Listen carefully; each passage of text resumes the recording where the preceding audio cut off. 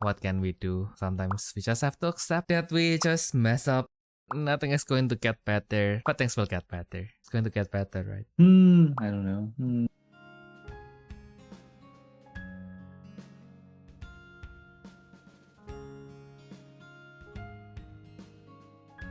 Hello everyone and welcome back to the Refresh Step, where you recover yourself for the main step.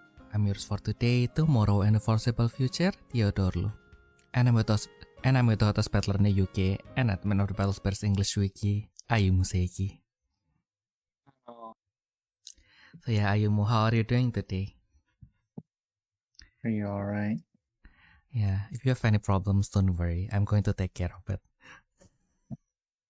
Okay. Not just kidding. I was just trying to bring that up because last week I was, I think one of the things that impedes everything in my life was I downloaded this game after our episode, I think, and it's called Volcanic Princess. I downloaded it because I am currently trying to make a game for to learn this engine, and it was in the same, well, in a way it is in the same vein, so I was just trying to get some reference, like learning the game loop and stuff, and like maybe what and yeah, I got hooked. My daughter was very adorable, and that game made me realize that I am a helicopter parent and I should not be trusted but to raise a child by my own. I need someone who can be a little bit harsh on our children. And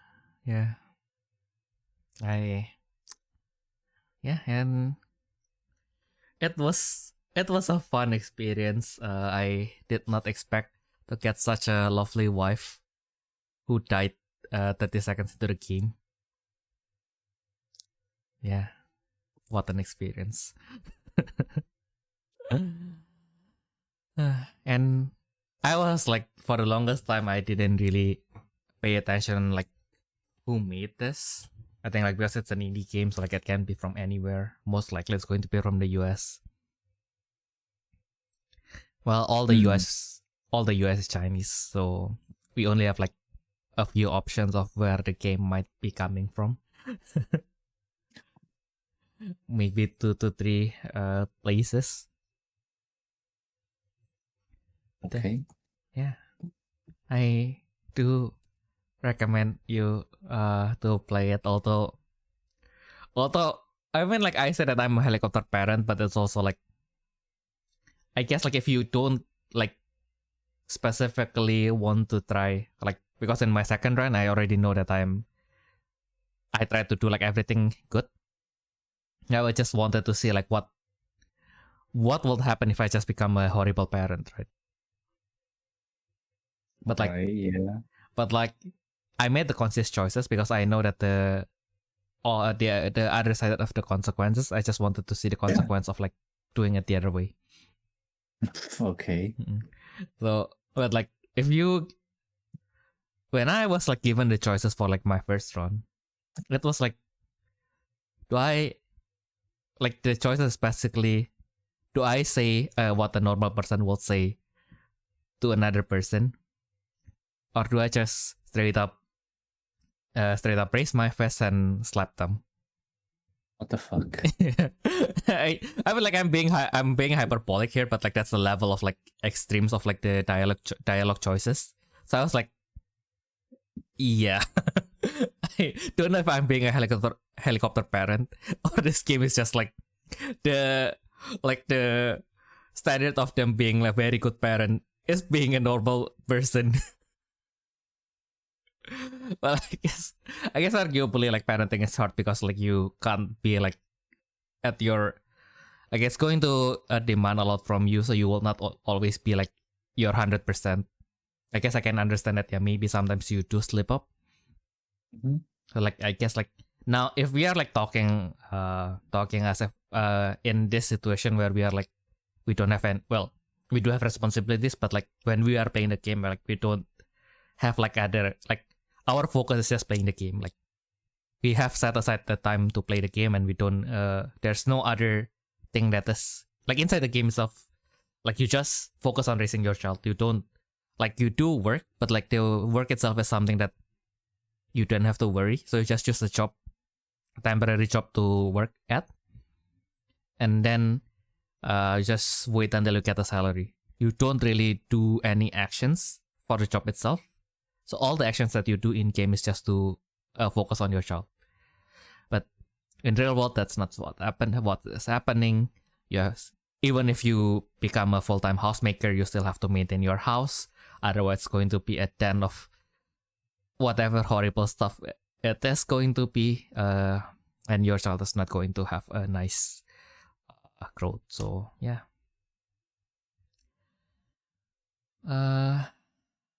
So I guess I can understand if you are like playing this game with like a healthy mind. Well, not healthy mind. With enough sleep, you would probably not be choosing like the other options, unless you are specific like looking to get a specific ending, or if you're just a horrible person in general. Or, well, I guess like some you can argue that some people can distance themselves from like their gaming selves. Maybe if they, yeah, well, let's not psychoanalyze people too much, but yeah. But yeah, I guess like sometimes, yeah, maybe you do if you see that, okay, this just like you can distance yourself that far, and like, yeah, I mean like I would not usually do this, but like, yeah, I mean like this is just to raise the parameter, so I'm just going to think what I do is logically right. But of course the game still punishes you for that. Yeah, and I basically played it for like almost 16 hours straight for my first run. Yeah. I did not expect to be that engrossed, but like the moment I stopped playing, I have to stop myself from playing. Like physically, I have to stop. I have to push myself away from my computer, and it's like 8 or 9 a.m. So I was like, what the fuck did I just do? I started playing at like midnight, and then I was like, yeah, I'm going to play like maybe 2 hours and see like what. I'm just here to like look at what it can do. Maybe if I don't enjoy it, I'm going to refund it. It was at this moment he found out that he fucked up. Yeah, and I also relapsed to Zenless Zone Zero. So this is the Game Addiction Anonymous. And I, like last week, I was talking about like the Pokemon channels, like some of them like can look like kind of desensitized by when they like get a hit in their pulse. And you know, I've been saving up for this one character, so I have like an upward of like 100 something pulse. So I was just like mindlessly clicking. The gacha button until I got the character that I want. It was still kind of nice to get her, but also like I don't know why, but like compared to when I have to kind of like just collect the resources and do like 10 pulls at a time, I feel like if I mean like I have too much safety net for it to be like fun. I don't know. Like, yeah, I guess because I have the safety net in a way. Although like there's also another factor of like, okay, so if I don't get it, I don't have enough resource to like do it again until I can hit the PT again. It's like, don't want to do that, so hopefully I don't have to, and I don't have to, but like, yeah. Yeah, bottom line, I still cannot kind of understand like how people like enjoy like playing slots all day. Yeah. I guess maybe we are not at that age yet, but I feel like if I'm playing a game, like, I mean, like, I know that you do get like instant reward, but like then again, if I am if my goal is to like spend my time, like why do I want that reward to be that fast anyway? Like even if we're just talking about like gambling, like there are lots of other gambling that is a little bit more involved.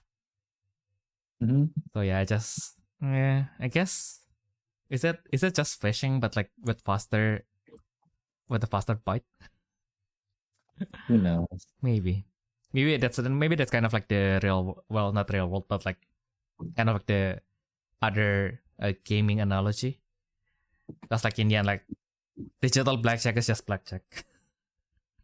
Yeah. But like slot machine is I mean like it is just a very simplification of a game of chance. If anything, it adds a layer from like just rolling a dice, I guess. But like I guess like with how people are like enjoying slots, it feels like they are just sitting down, like pressing the slots, putting in more money, do it again. I guess in a way, maybe it's a social thing, because like I guess like people are doing it with their 2 or 3 friends. Not really. Yeah, not I see a lot everyone. of people doing it like alone. Yeah. I don't know. Maybe I just got too addicted to Spider Solitaire, and probably that's. Well, I can't say that it's better, but yeah, just for now I can't understand it. let's put it that there. But yeah, and lastly, talking about games, I have to return the Octopath Traveler this Friday, so I guess I shall be spending more time on it so that I can finish it before I have to return it to the library. By that I mean my gaming time should be dedicated more into Octopath Traveler. I guess I think I'm only 3-4, so like I still need to finish like 4 character stories. After that, I don't know if they have like a kind of like a unified path, but I guess then maybe just 7 more chapters. So yeah, hopefully I can finish it before Friday, because I'm still not sure if I can just return it and directly borrow it again. And even then it's going to be like, kind of awkward, right? Like why, like at that point, if I don't finish it, I might be like 1 chapter off or something. So like, do I just do that and then like finish it and then like return it the next day?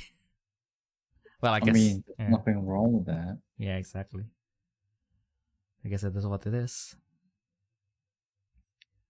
So yeah, how was the UK? I guess Same as usual. These few days has actually been nice. Like it's sunny during the day and then only rains at night. Perfect for me. Oh yeah. Yeah, I guess it's still. Yeah, I mean, like, arguably it's still fine. It kind of feels like in Indonesia, like it's very warm in the afternoon, and in the evening it's kind of windy. So like, it's not that much of a. It's not that hard for me to fall asleep, I guess. But yeah, like the 2 weeks ago, it was horrible. Like it was warm all day. Like yeah, I can kind of live with the afternoon being warm. But if the evening is also warm, I can't. I can't. I'll rather go to Singapore or Hong Kong, where there is air conditioning. I don't care where, as long as there's air conditioning. I don't like air condition. I like where I'm living. Yeah, maybe weather-wise, I'll be thriving more in like Norway or something. I do want to go to Norway. I've Oh. never been to Norway. Well, I mean, as a tourist, definitely, but I mean, like, just as permanently. Yeah.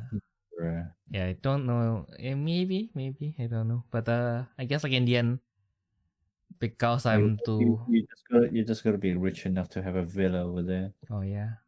And Maybe. you can go over there during summer. Oh, that will be nice. Yeah, I guess like in the end, because I'm too. Oh yeah. Maybe. And you can go over there during summer. Oh, that will be nice. I mean, having a villa in general is just nice, isn't it? Like, maintenance is going to be hell. Because like nowadays, I guess the strat is maybe just do it, just buy a villa, make an Airbnb, have someone manage it, and then. Oh, true, yeah. That's really the best way. Make it self-sustainable, basically. Yeah. And then maybe just block like an off-season date, and then you just go during the off-season.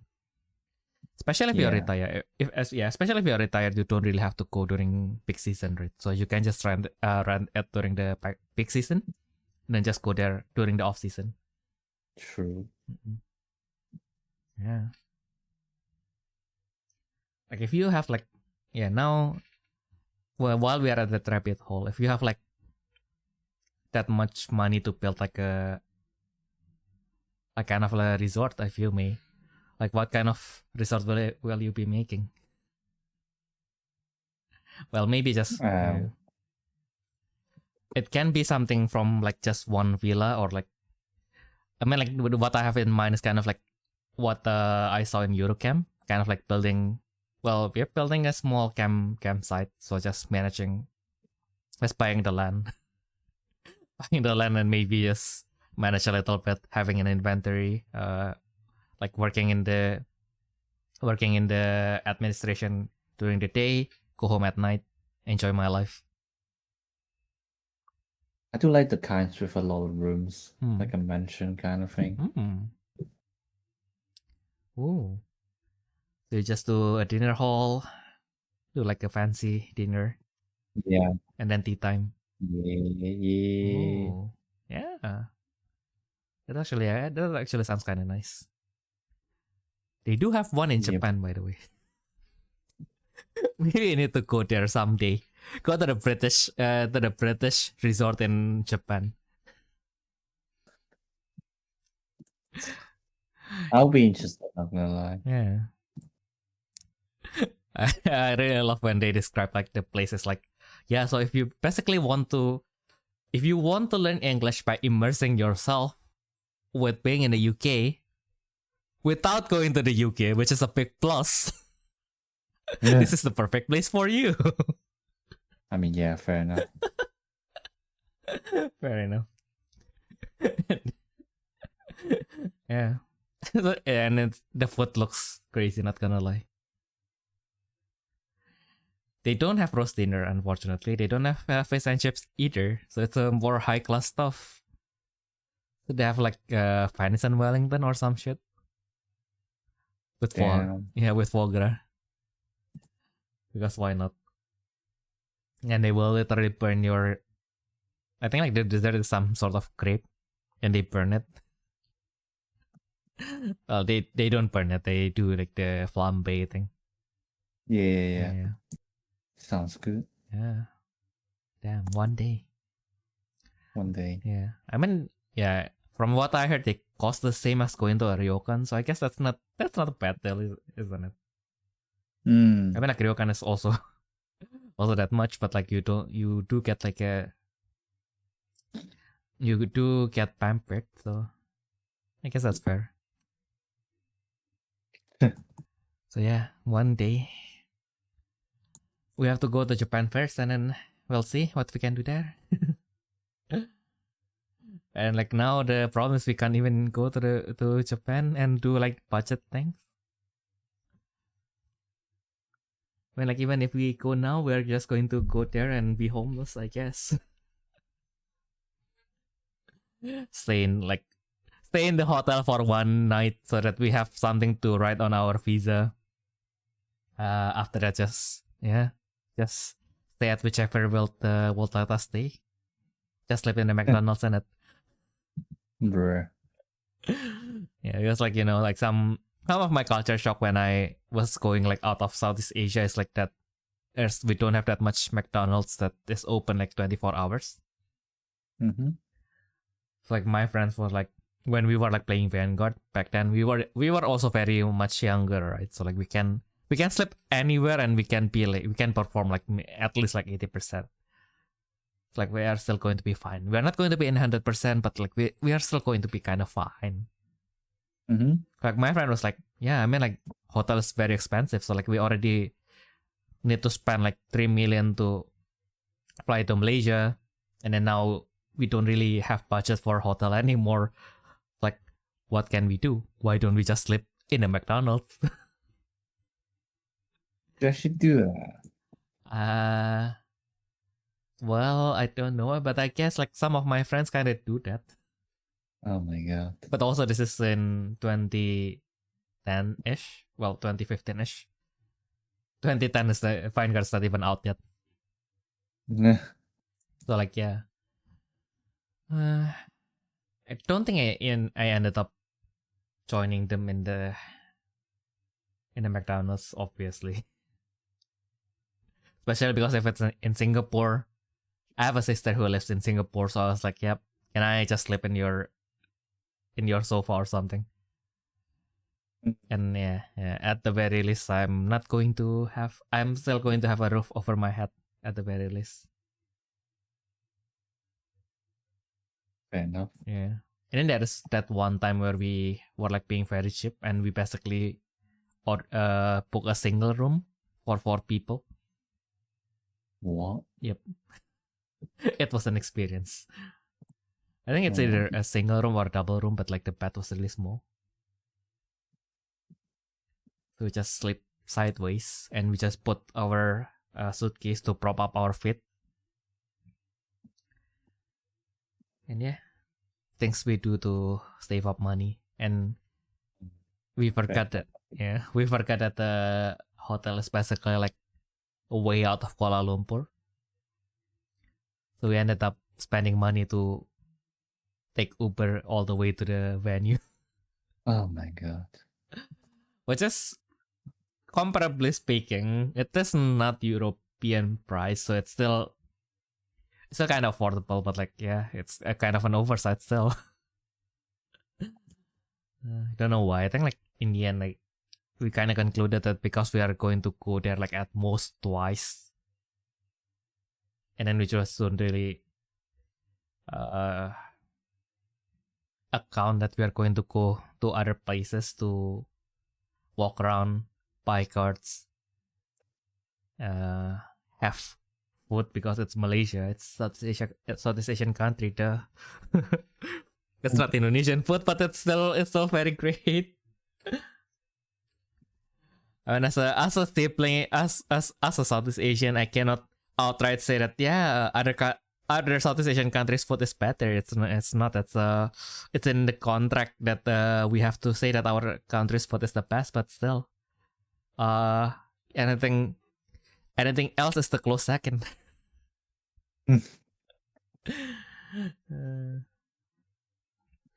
Yeah, I say that as I can really use a mala. No,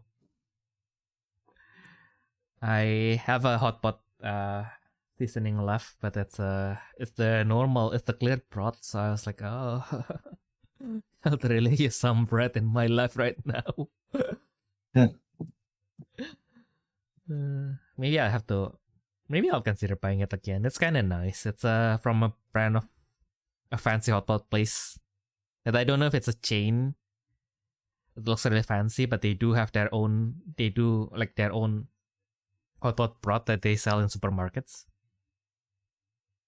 And they're kind of more expensive, but also they split like the portion into like 4 blocks. So it is slightly more expensive, but they are also more versatile because you don't have to use like all of them at once. So I don't know. Maybe it's better.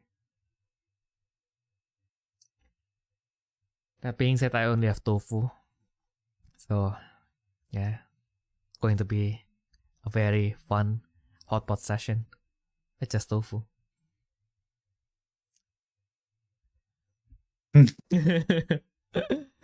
So guys, our coffee is in the description below. Not just kidding. Please, if you want to donate because you like our work, I am all okay with it. Don't donate because you pity me for not being able to fulfill my tertiary needs of having flavor. I can eat just fine. It's just not as nice as a mala hot pot right now. I don't think you can call mala to have any flavor, to be fair. Yeah, it doesn't have to be mala, that's why.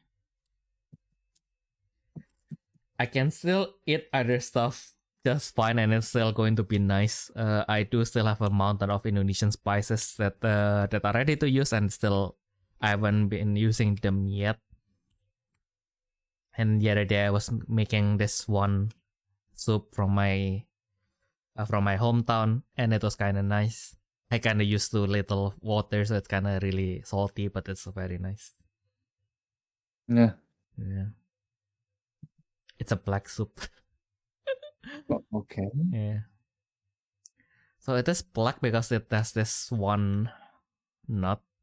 It has this one spice, which is created from a nut. That is also very toxic if you eat it raw. You definitely have to cook it down.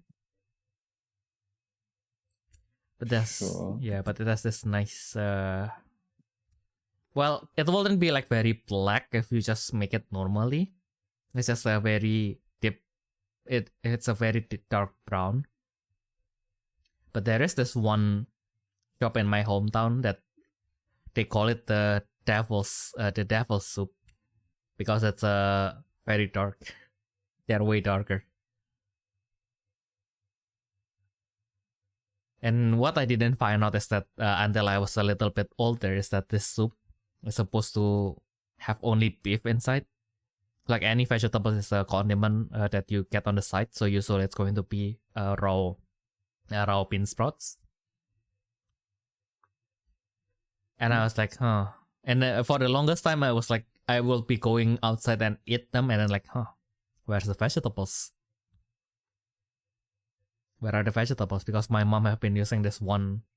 I think it's some sort of gourd or pumpkin.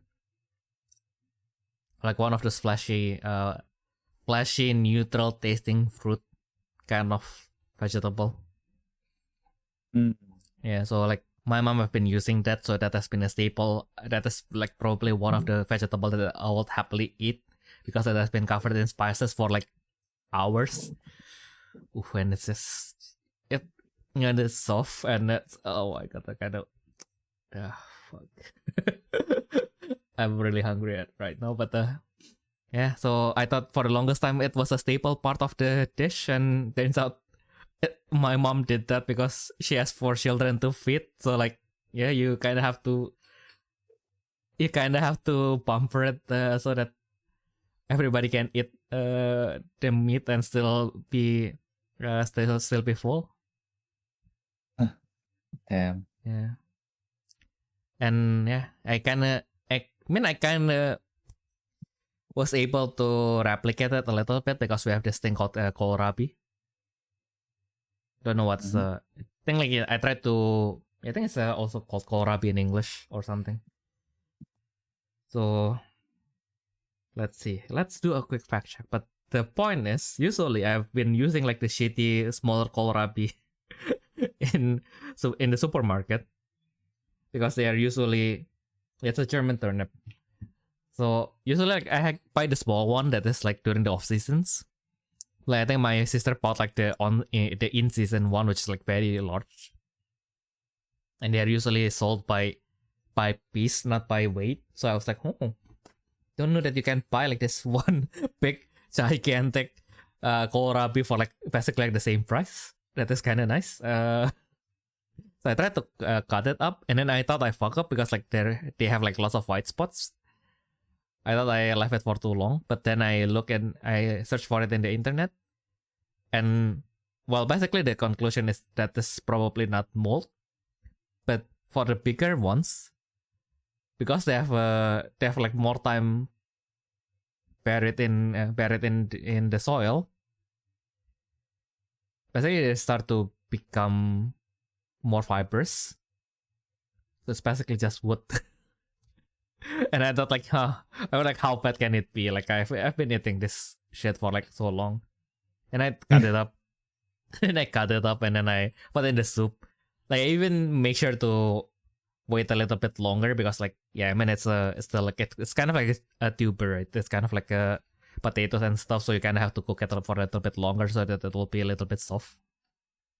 So I cook it for a quite long time, and then moment of truth, I eat that. Oh yeah, this is nice because I didn't eat the part that has the white parts. And I was like, yeah, I've been enjoying everything that I ate so far. I ate like half of the gigantic kohlrabi, and I was like, oh my god, I am stuffed by the end. But like, okay, so I still have some left, and then like I cut into the parts that have like the woody parts. And my god, they weren't joking about the woody aspect. It's like having like some wood shavings like mixed into your food. I was like, oh my god, this feels like I'm chewing. You know, when you have like a very shitty wooden chopsticks and sometimes the pulp just fell off. Yeah, it's or I don't know if you have any. I think it's long. It's no Longan Longan has a very smooth seeds, doesn't it? You only put what is very smooth? The Longan seeds. The longan sits. Yeah.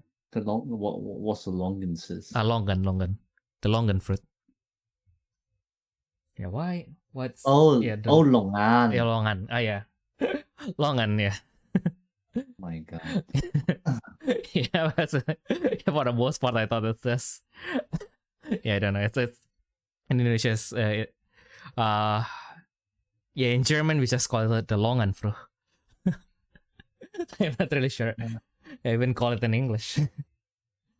In Indonesia, we just call it longan. Fair enough, I guess. Yeah. So basically, that one has a pretty smooth seed. So, have you ever had rambutan?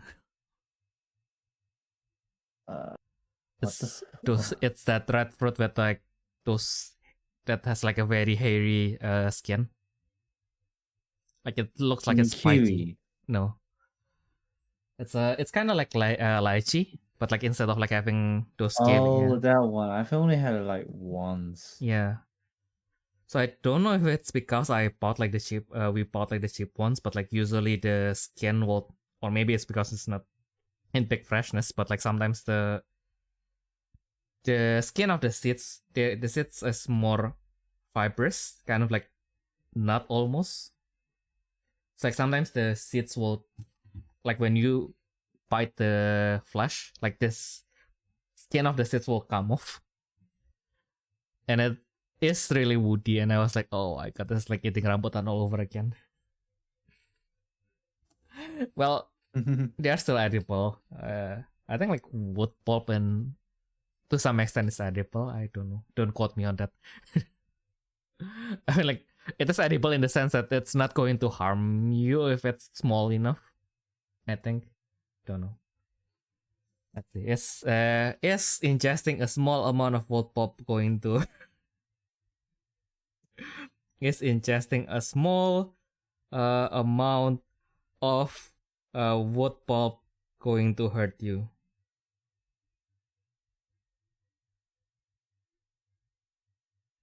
Okay. So yeah, I guess like if it's small amount, you will be okay, I guess.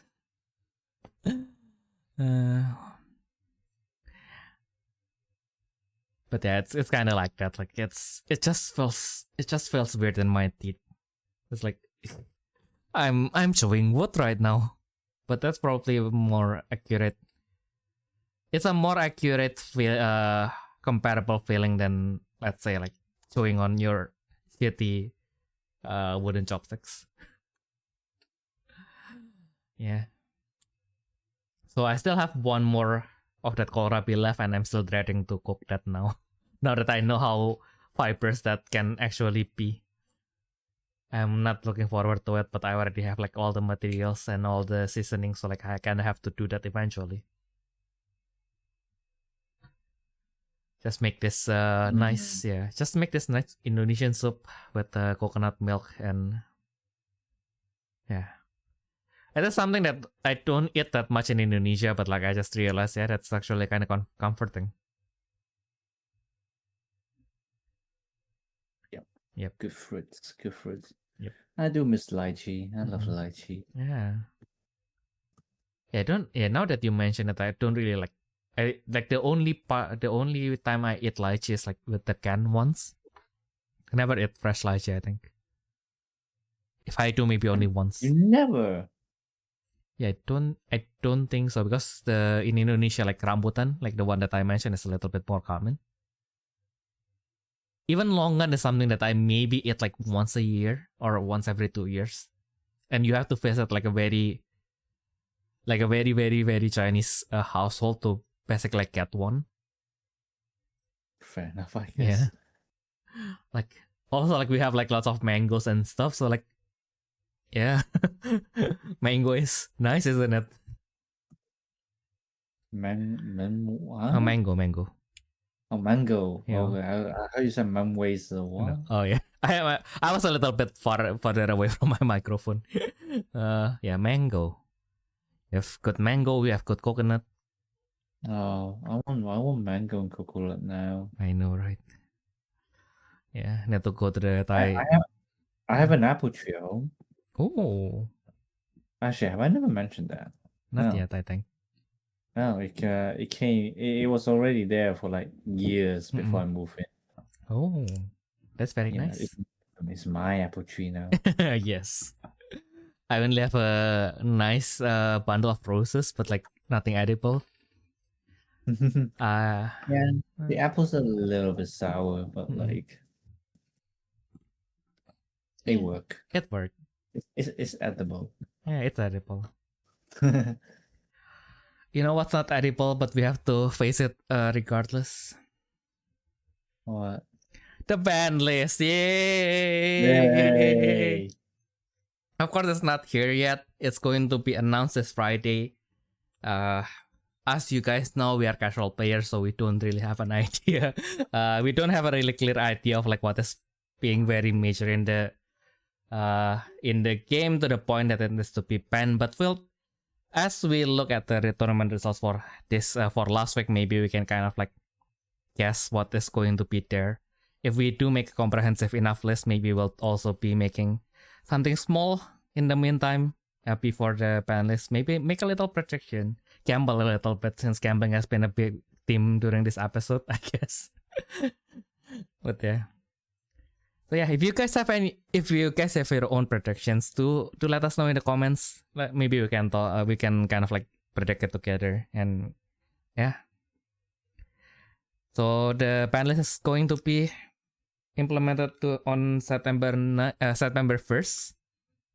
Definitely going to be preparing for the Asia final, the Japan final, the regional finals. It's going to be in the later half of, the final quarter of like 2026 to the beginning of 2027.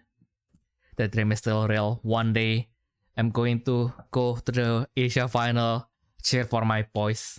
Hopefully they will win, and I will buy them yakiniku or something. That is my goal now. It's my life goal. That is related to the battle spirits. Of course, like for my other part of my life, I wouldn't be making a game on my free time if I don't have that as a goal. But in battle spirits, I guess that will be my goal now. I wanted to go to Asia final, cheer for my boys, and buy them something nice if they do win. Or if they at least get to the top cuts. Like, you know what? Like last time the Malaysian guy almost got to third place, and I was like, oh my god, I feel it with my heart. And he also uses Indra, so that's a volt double. Like, no, we were so fucking close. Could have bought the trophy back to Southeast Asia. One day, man, one day. One day we'll be bringing the trophy back to Southeast Asia, especially Indonesia. But one day. So yeah, speaking of that, of course we do have this is the tournament results summary from last week. We have 87 results. Only 15 of them is being published as usual. And of course, as usual, we have the Moonlight on the top, followed by Nyx, followed by the Sun, Astral Deity, Well, Diamond actually making more results than Farah this week. And also we see Thunder Eye finally making some comeback, and Lava Fish is actually there for once. Yeah, very nice. So yeah, Moonlight is a pseudo gacha deck. I tried to use it once and and I'm not sure if I want to hit anything. Yeah, it's not really gacha, let's be honest. Yeah. I mean, like, I played it like a gacha and I got the strike worm on my first gacha, and Mamiya just got wrecked afterwards. Lamau. Yeah. But yeah, I mean, like, it is a fake gacha, so like, how do you even like limit it without like crippling it? Yeah, like some people in our community does argue that the magic can like the moon is too dangerous. Magic maybe need to be reduced. Yeah, maybe. Some people are also saying revival Barone. To like kind of reduce like the number of core charge. So that strike when Leo can unleash that many times in the same turn when when they got gacha out by the contrast skill and stuff like that. Yeah, so that we have two. So I guess like both of them are going to be limited at most. I guess like they are not to the point that the game is like being to the point that the game is like broken because of them, I suppose. But like I guess the magic is like it's mainly the magic, I guess. Yeah, I guess like in a sense it's also kind of like an insurance for them. So if your core does got clean, like you do have like one more chance to get the contract scale up. So I guess like limits already harsh enough because like it kind of like you now have to drop it like as soon as possible, as opposed to like previously you kind of have like two more to kind of like count on. So it's more of a like a ratio issue, but like yeah. But then again, like if you have one, then usually you'll only use one. It's only a matter of like bringing three, make it easier for you to draw one of the three. Yeah, but I guess limit is. Some people also saying a silent lock LT might be a choice. Yeah. Yeah, actually, like silent lock LT is like kind of like, in a way, like why do they have to do it like that? In a way, like I know that like to some extent, like some decks do have like a very effective way to kind of like stop attack step ending, but like sometimes you do have to set things up a little bit for some decks, and then you just outright like end it there and there. Like you don't even give them a chance to do flash timing anymore. I was like, what? Granted that if they attack with a brave spirit, that it is useless. So, but like, why? But yeah, I guess. Yeah.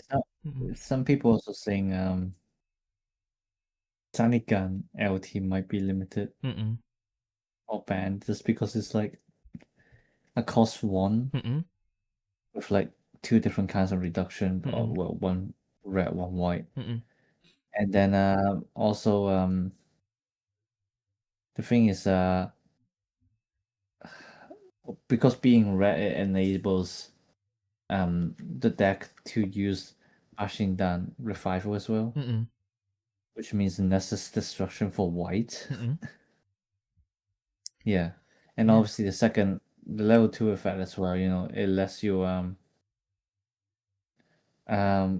stack the deck top again from like a cost 1, which is doing a lot of stuff. Yeah. I was like thinking of because like I was thinking of like the lower cost at first, but like isn't like their cost one like all doing like the well not all the cost one like all the lower cost is designed to do that. So I was like, do you really want to hit everything?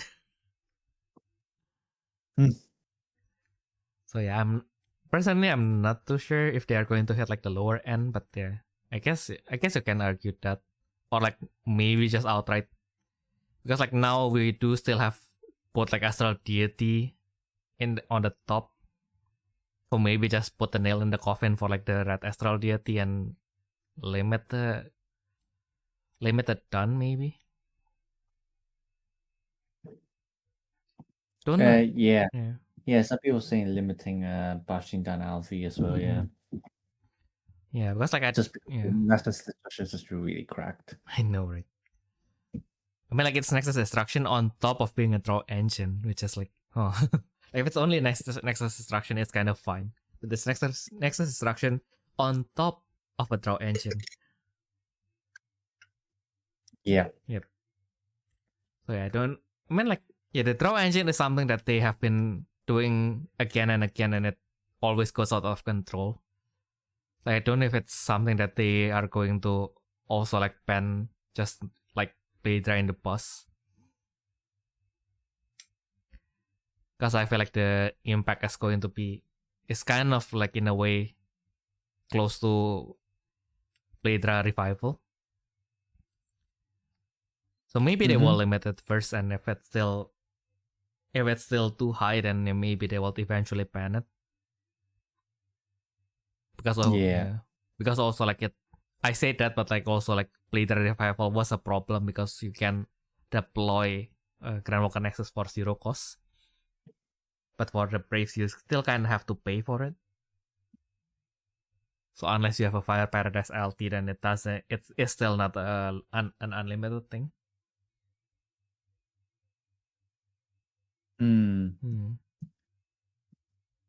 So yeah, I guess we have 3 strong contenders for now, which is I mean, there are more.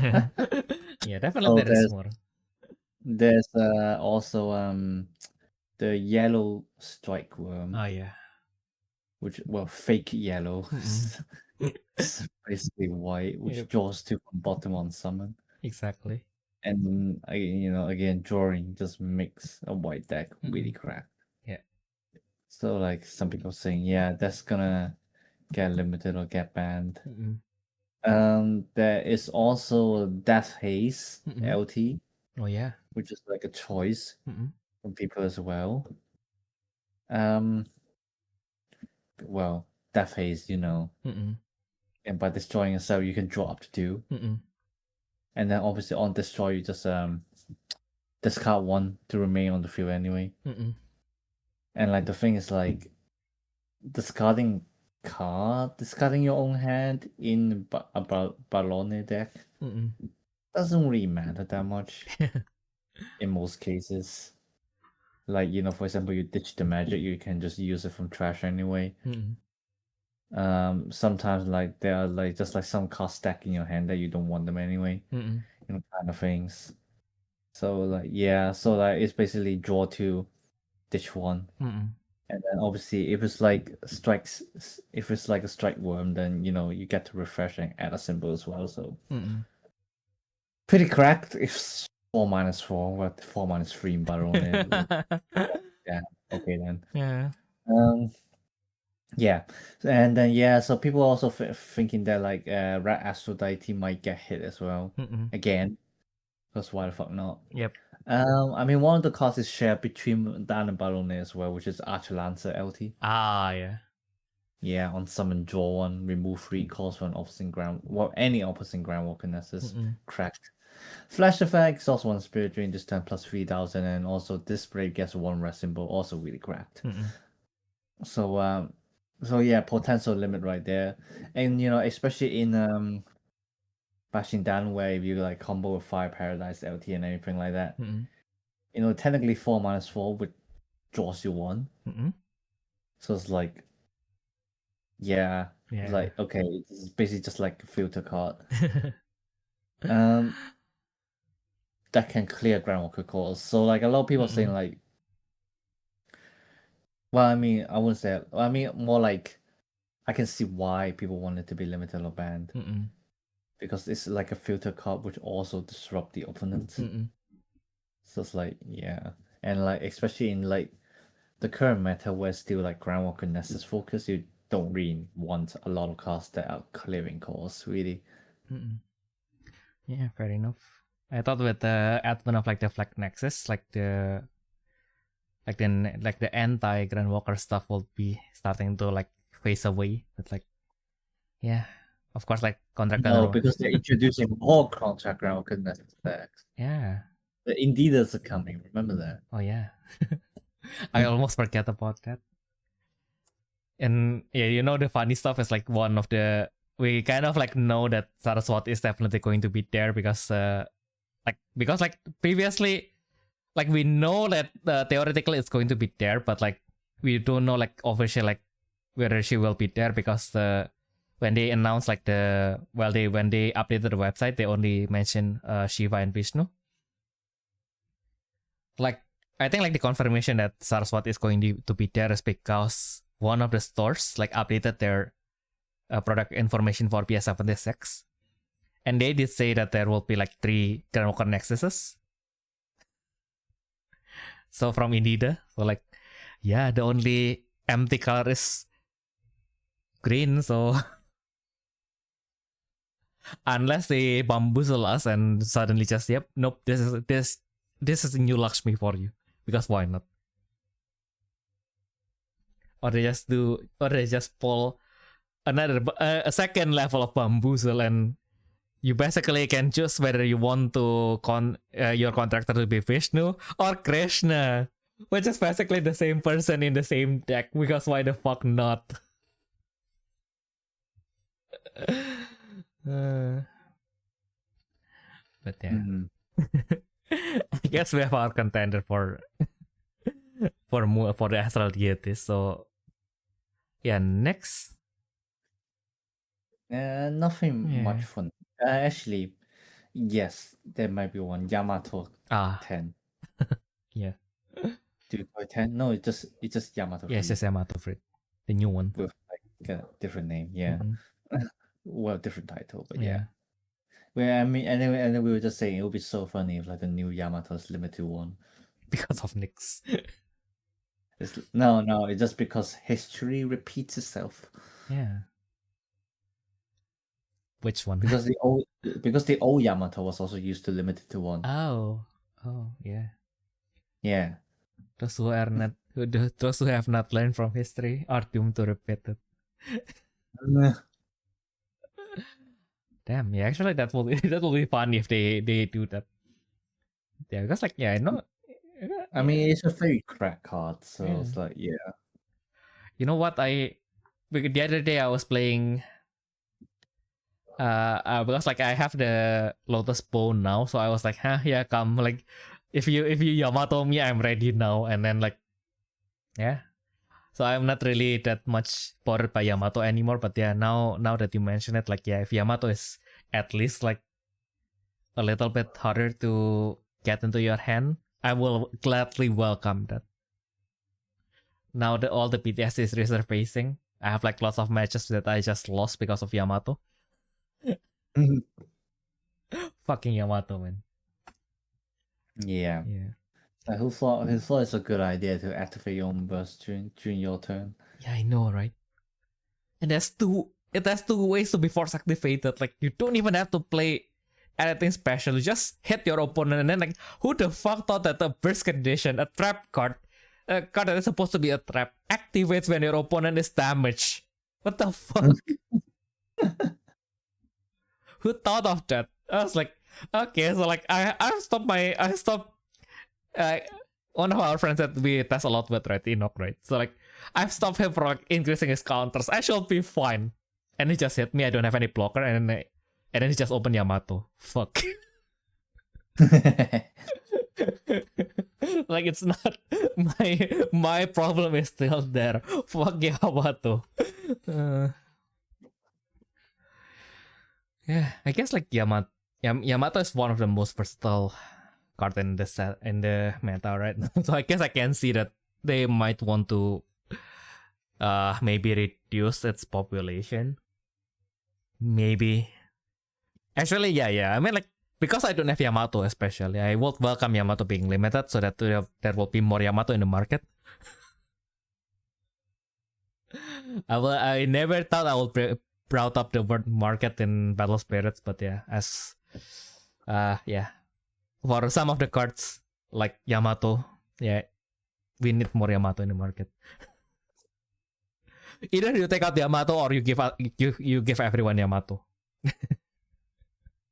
Like, not everybody's going to use it, but like at least give everyone a fair chance to consider it. I guess. Now yeah. Yeah, and then so like that's the one. Half to destruction. Which one? Half to so path to destruction. Path to destruction. Yeah. Which like can just slap the cell onto the field when you refill it. Oh yeah. And then like the on-field is right, it's all ground necessities have 0 symbols. Yeah. Which makes it really crack for a lot of non-ground decks. I know, right? That was cringe. Yeah. I think it's also a problem that it's like from like a really old collaboration set. So like, you know, some people might struggle to actually get it as well. So like, I feel like there's like a chance that it can just get banned. Yeah, fair. Yeah. Because I feel like limit is probably going to be the limit. Because like, in the end, you kind of have a trade-off, right? Because like you read Path to Destruction, like, well, you can argue that the flash effect is still kind of useful like in some decks. But then again, like for the most part, Path to Destruction is brought mostly for the top effect. So like, you kind of, like you can kind of, it is very useful in decks that has like space like Crimson, like the Black Nexus decks, which now they don't have that much part to be playing around with. Like they kind of, they're really helpful in that sense because okay, so now the part that is like, so I just need this 3 space field. I got these 3 cards that they don't really they can just come out without paying any cost. Like kind of solves half of the problem that I'm having right now. But yeah, I guess I can see that like, because like in the other sense, like you are bringing a break, right? Because like you only need 1 Path to Destruction on your field. After that, like the subsequent Path to Destruction is basically doing nothing. But like, yeah, I guess, yeah. So like, yeah, then again, the argument is like the same, right? Like if you deploy the first one, then actually like you don't really need a second one. But I guess you can also argue that it's basically just consistency thing, kind of like how we treat like the Barony stuff. So yeah, I guess like, yeah, but banning it because it belongs to Gundam kind of make more sense, I guess. I think it's also the case. Like I think a lot of lists actually only plays 1 copy really. Well, not most, but some anyway. So like I feel like there's not really much of a point to just limiting it to 1. Yeah. Especially like it's being played in decks where it just refills a lot anyway. So it's not really that hard to search it out. Yeah. So I think they will either leave it or just ban it. I don't think there's like an in between really. To be fair, tier 1 actually, like Shun from tier 1 has suggested like a few more cards for like the Astral Deity decks. He thinks that Light Sacred Sword might go. Oh yeah. Yeah, that kind of made sense, I guess. Yeah, it can deploy without paying the cost. It can deploy itself, yeah. And then it can recycle stuff as well. Back to that top, you know, fair enough, yeah. Blade or LT will go. Gaining too many cores and give you draws. It's like a cost 0. I mean, to be fair, the cost 0 doesn't even matter here. To be fair, it actually kind of does, cause like it's like an easy reduction. Blade draw already does, but it's like yeah.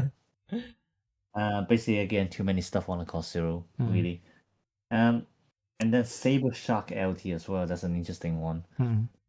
I guess recently a lot more people play more Saber Shark now as well. I guess the main thing is that like it can shoot 2 at the end of battle. Obviously, it's supposed to be 1 block, but on the turn you summon it, it has the summon effect of just changing 1 block to 1 attacks. So like it's kind of one of the end game things, and I suppose that can make it. They can make battle really hard to defend against because you already have like unlimited attacks, and then now you also get like burn 2 at the end. Yep. So like yeah, so there's that as well. Yeah. Interesting. Yeah, I think we have guess like it did cover all like some of the more subtle things, because like I guess like the stuff that we personally came up ourselves, most of them are kind of like low hanging fruit, right? Because I was like considering like, yeah, if we do take out path to destruction, like where do we end that? Because like we still have gut break, for example, and then we have the failed magics. But then again, yeah, but like the problem is like God break and the field magic, you have to actively use them. Yes, that is. And like the thing is like, I think like that's the main thing, because like for example with God break, you can't search for it. So it's like it's one of those things where if you draw into hand, then you can use it, but if not, then you're kind of like yeah. And then like I suppose like it's also a thing where like besides the actual like non-ground color decks right now are all monocolors. So technically instead to pay 2 cost for God break most of the time. Yeah. So I guess like so that's why they think it's probably fine to leave God break as one off. But like path to destruction, it's just too easy to slap it on the field for what you wanted to do. Like even like the other field magic, you know, they're either completely useless or you have to pay at least 2 costs to actually slap them onto the field. And like, you know, that's taking from like a player's point of view, that would usually take up like a turn basically. You know, 2 costs is actually a lot for like the current environment. Yeah. Where like everything basically literally aims to kill you in 3 turns. Less than 3 turns even. Yeah. Because like there's no point to touch the field magic because no one's gonna use it, literally. So it's like yeah. Like path to like the thing with like path to destruction is like it builds to the fast-paced environment right now. The God break and the others don't. Fair point. Yeah. Yeah. So there's that. Yeah, contract then I think they're just gonna leave it, to be fair. Yeah. Don't think they are designed to be fast, I think. Yeah. So it's like here's what it is. Chaos, a lot of people are saying that Hercules might get limited or banned. Oh yeah. The Hera Chaos, right? Is it? Hella Chaos, yeah. But like personally, I don't think they will. Like you can look at this chart right now. Yeah, It's not really that much of a problem. Like you have, if chaos becomes a problem, there will be other decks that can counter it. Obviously, like because like with Astral Deity, the problem is like there aren't really any decks that can counter them, or the decks that can counter them are each other, and they just remain at the top. They're literally tier 0 in the current environment. Yep. Like you can see it that way. And then like so like when if chaos ever rises up again, you know, there will be people can just easily bring out other decks and just like slap it back down. It's like know your place, you know. Yeah. So I don't think they would do anything to chaos at all. It's probably fine, I feel like. Because I think the other problem is if they remove Hera Chaos or even limit to 1, the deck would be really, really slow. Yeah. It's already slow enough as it is. Like because like you're basically hard limited to only gaining 2 counters every turn. So it's a deck where it's like you're literally forced to use 3 turns to actually do something. Like you can be quicker than that.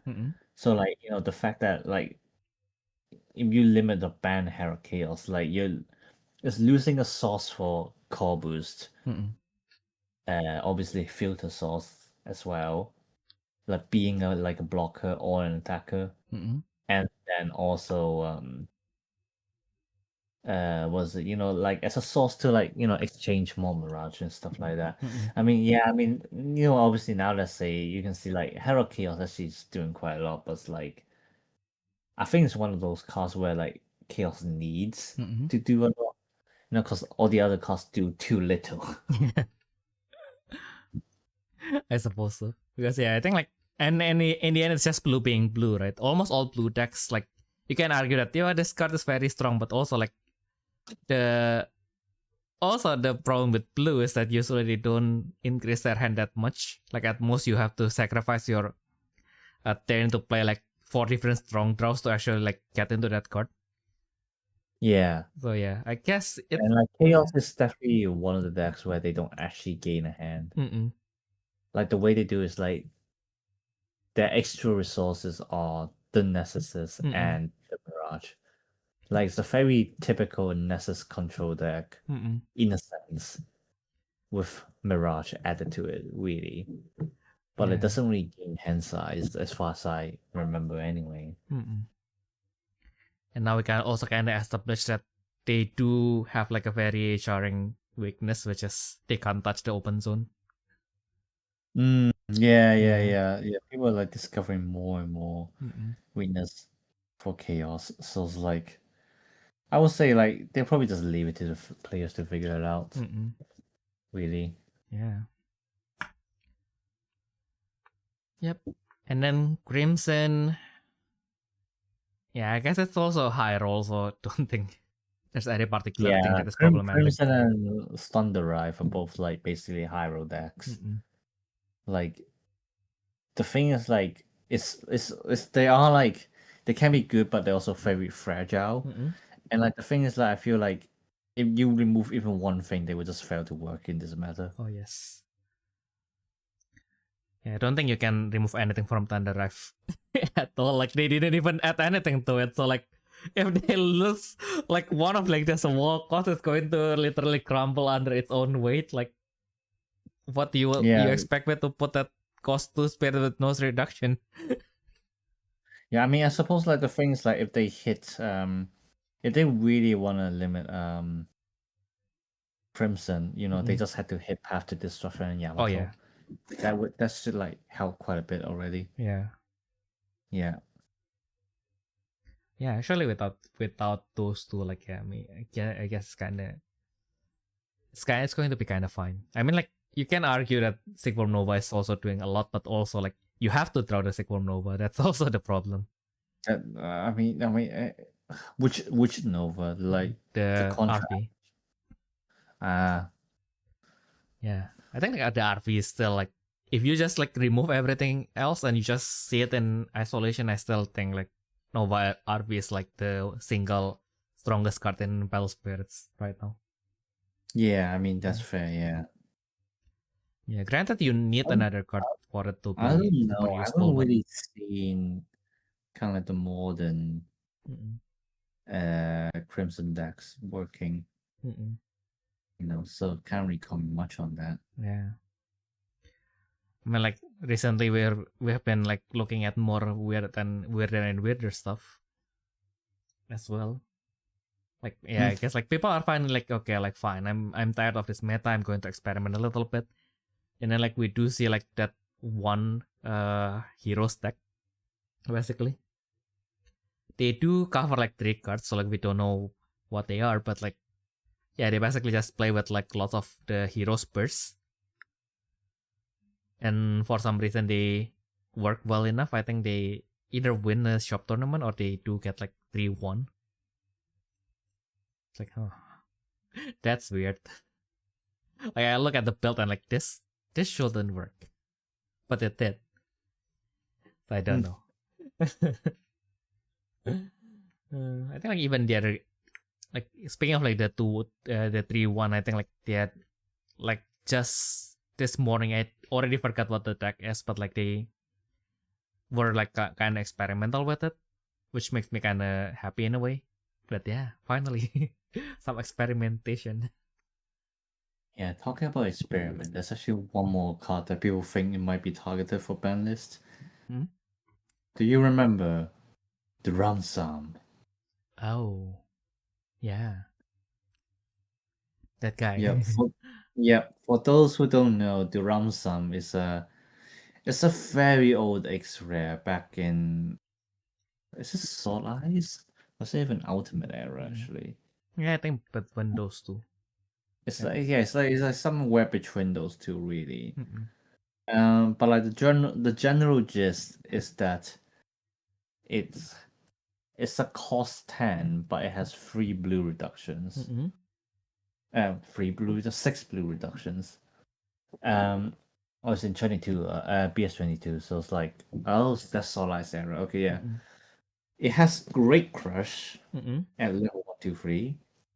And then it also gains 5,000, well, it gives 5,000 to all fighting spirit, family spirit. Mm-mm. But the main thing is like at level 2, it says like every non-brave cost 5 more fighting spirit, family spirit you gets Great Crush. Mm-mm.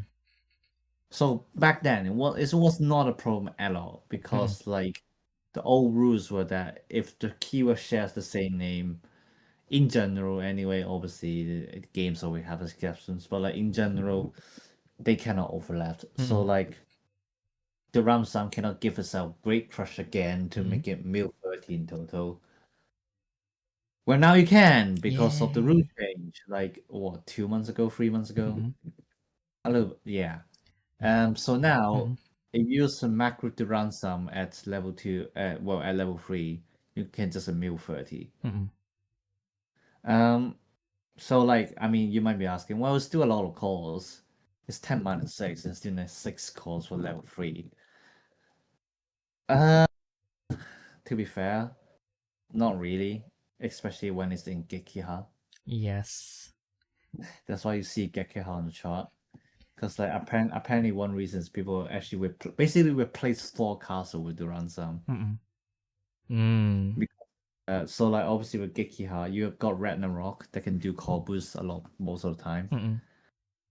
It's like the ransom might also be like the plan B after you fail to end the game with Nova, Mm-mm. which obviously on release already gained 3 cores, Mm-mm.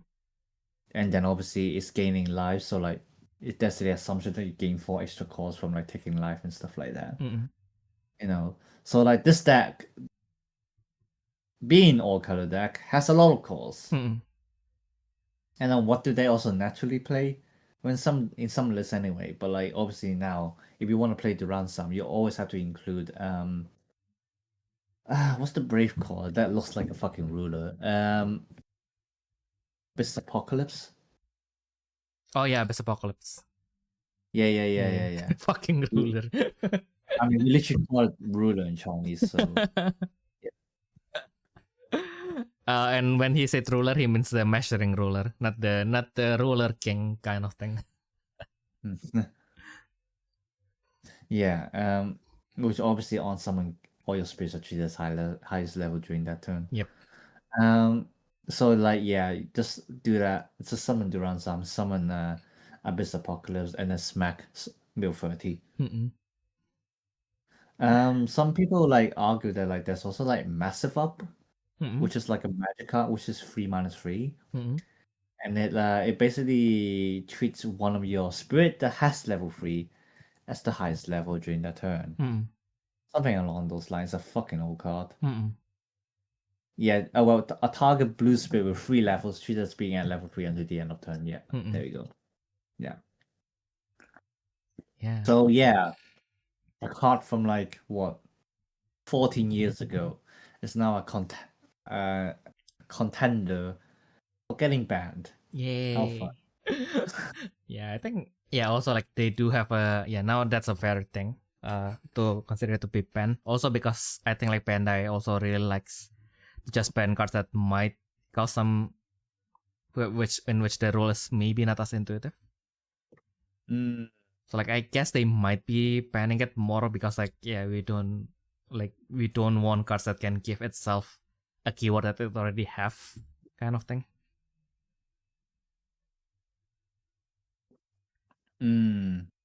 Yeah, maybe. Who knows? Yeah, I guess that's a fair. Now that we have brought that up, I guess that's kind of like a fair. Like there's more dimension to just it being strong. Because now that you mentioned Gekiha, like I guess then you can kind of argue that unlike Thor Castle where you have to deploy lots of stuff for it to mill a lot, Duran-san just directly like mill 30, which is scary. Yeah. And like at the end, like the problem isn't really just mill itself. Like I mean, for fuck's sake, Castle Golden's still fucking alive. Yeah. But with Yamato Takeru as well, sure. Yeah. Like the main thing is like Castle Golem, like the main win con, just mill. If you fail to mill, you can't win the game. Yep. Gekiha is like you can mill or you can burn life to win. Yeah. And like that's the problem. And so it's like, yeah. Yeah. What if we get another new ban list and then like everything is just like, yep, more Gekiha happens. Oh my god. I wouldn't be surprised. I think to be fair, I think at this point it's like they had to do something about Gekiha rather than like all that cards really. True. But like it's one of those things where like, well, at this point, what can you even limit or ban even further? Maybe Ragnarok. Just to reduce like the core boost. Yeah, that sounds like the case. I would say. I was going to say Promise Draw, but then it's like Forthright Draw. That's the same thing anyway. Yeah. Maybe Royal Draw. It's a one more reduction. True. Yeah. Royal Draw is kind of but Royal Draw it's kind of bullshit. But then again, is it that to the point that where it's actually worth banning? I don't think so. I mean, we haven't really witnessed how well Gekiha functions now, so. Oh yeah. But I will say like if they want to ban the end, if they want to do something with the engine, it's probably going to be Ragnarok. I feel like. Fair point. Yeah. You just want to cut off their core boost. That will slow down the deck greatly, and then also reduce the number of attack costs they can actually use. Yeah. And then lo and behold, that's gonna watch them put Judgment Dragonism there. I can tell you, they're going to do that. People are going to do that. Off the fucking course. Yeah. So, I think at least from what is the low hanging fruit on what is already in the meta, I guess like we should be or you should already cover everything. I guess there's not much. Yeah, I mean that's just like that sounds about right. Like I can't really think of anything else right now. Not in my knowledge anyway. Yeah, we need to play more Battle Spirits. Well, but then again, we are using off meta decks, so like it's not. Yeah, it doesn't really matter. It doesn't really matter anyway. We're just using off meta decks. Yeah, it's not like we're going out of our way to do research or anything like that. Oopsie, exposed. No, I'm just kidding. I mean, some people suggesting the water spirit for Nyx actually. Oh yeah, I mean, or even Dark Seafried or Mudfoot. I don't know. I feel like out of like all the Nyx stuff that is that might be a hit. I feel like Mudfoot have a factor of like it's kind of punishes your opponent for like the whole turn. But then again, if you limit it to one, it is kind of reusable to some extent. But if you limit it to one against decks like white and yellow, they can just bounce it to the bottom, and it's not going to be a problem for a while. Yeah, I mean, if you're using yellow, Mudfoot doesn't really matter anyway. But I can't heal. I think. Well, I mean, you're just gonna heal that one time anyway. Let's be honest. I think if they actually gonna do something with Mudfoot, I think limit to one is probably enough. Like I think it's just to reduce the consistency. Like Mudfoot isn't that broken that it has to go, kind of thing. and then like reducing like the number of copies would actually work because it's just like a general draw source anyway. But like I don't know, I honestly think Nyx is like fine, especially in a meta where like Flag Nessus is also a thing. Like there are like millions of decks that are like way faster than Nyx as well. At least in terms of like being consistently fast. Yes, I know Nyx can technically end games in one turn as well, but what are the possibilities? You know, they need like 5 specific cards to be in their hand. Yeah, it's not as high as the other decks anyway. Like for God's sake, like the Butler contract. Like I played the deck myself. I can consistently end game in 2 turns. Yeah, It's crazy. I think if anything, like well, yeah, I mean like reducing Yamato is already like good enough to slow down Nyx. Not to the point that it's crippled, but like not to the point that it can like just end the game in like second turn every time. Yeah. Yeah. What do you think? Do you think like anything will be going out of the ban list at Oh this my point? god! I just noticed this pie chart has 1% fungus in there. I didn't even realize that. Oh It's yeah. like it's like on the left of strike worm. You can see that 1% right there. That's Yumcast. Yo, the rogue deck is doing fine. Yeah, the road deck is doing fine. Anything getting released? It'll be interesting. Maybe what's the name? What's the accent from Armored Dragons called? Oh, Trivikurama, they are already released, right? Trificama, yeah. Yeah, it's already released. Oh, it's already It's released. I already actually forgot. released. Yeah. I actually forgot about it. Lama.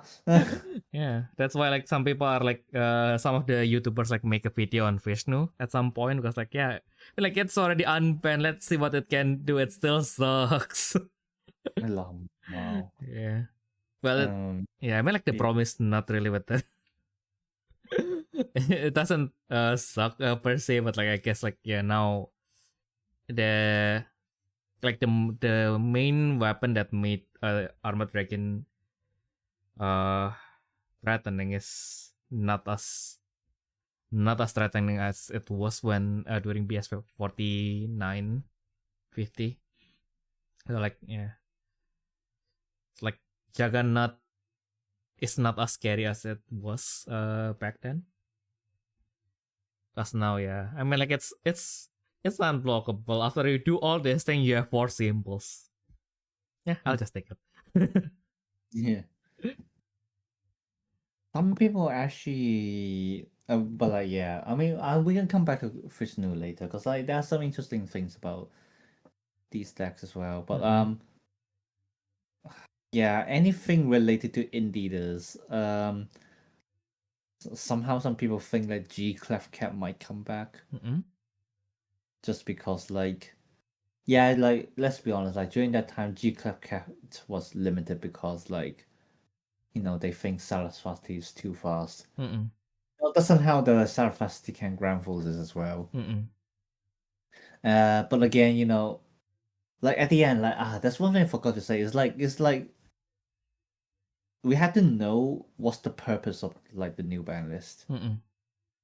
Cause like is it like to push down some of the decks? Is it like to slow down the meta? You know, that kind of thing. You know, it is like to slow down the meta. Oh my god, there's like a fuck ton that you can do there.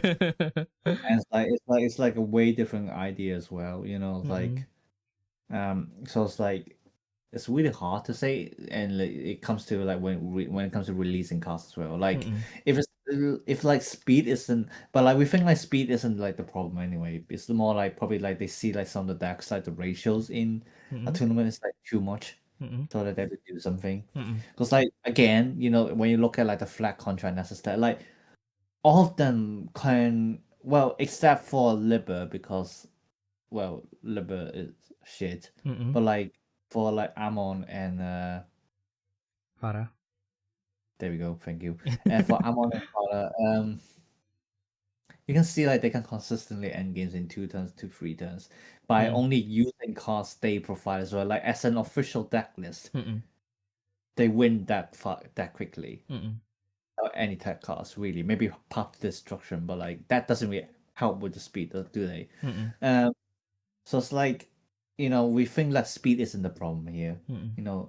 Bandari designed these decks to be this fast. Why are they using a ban list to slow down things now? Like if they Mm-mm. want to slow down the meta, they would just make new decks to slow down the meta. Like what I said before. Just a cycle of like hyper aggro and then like go to control and then aggro again. That kind of stuff.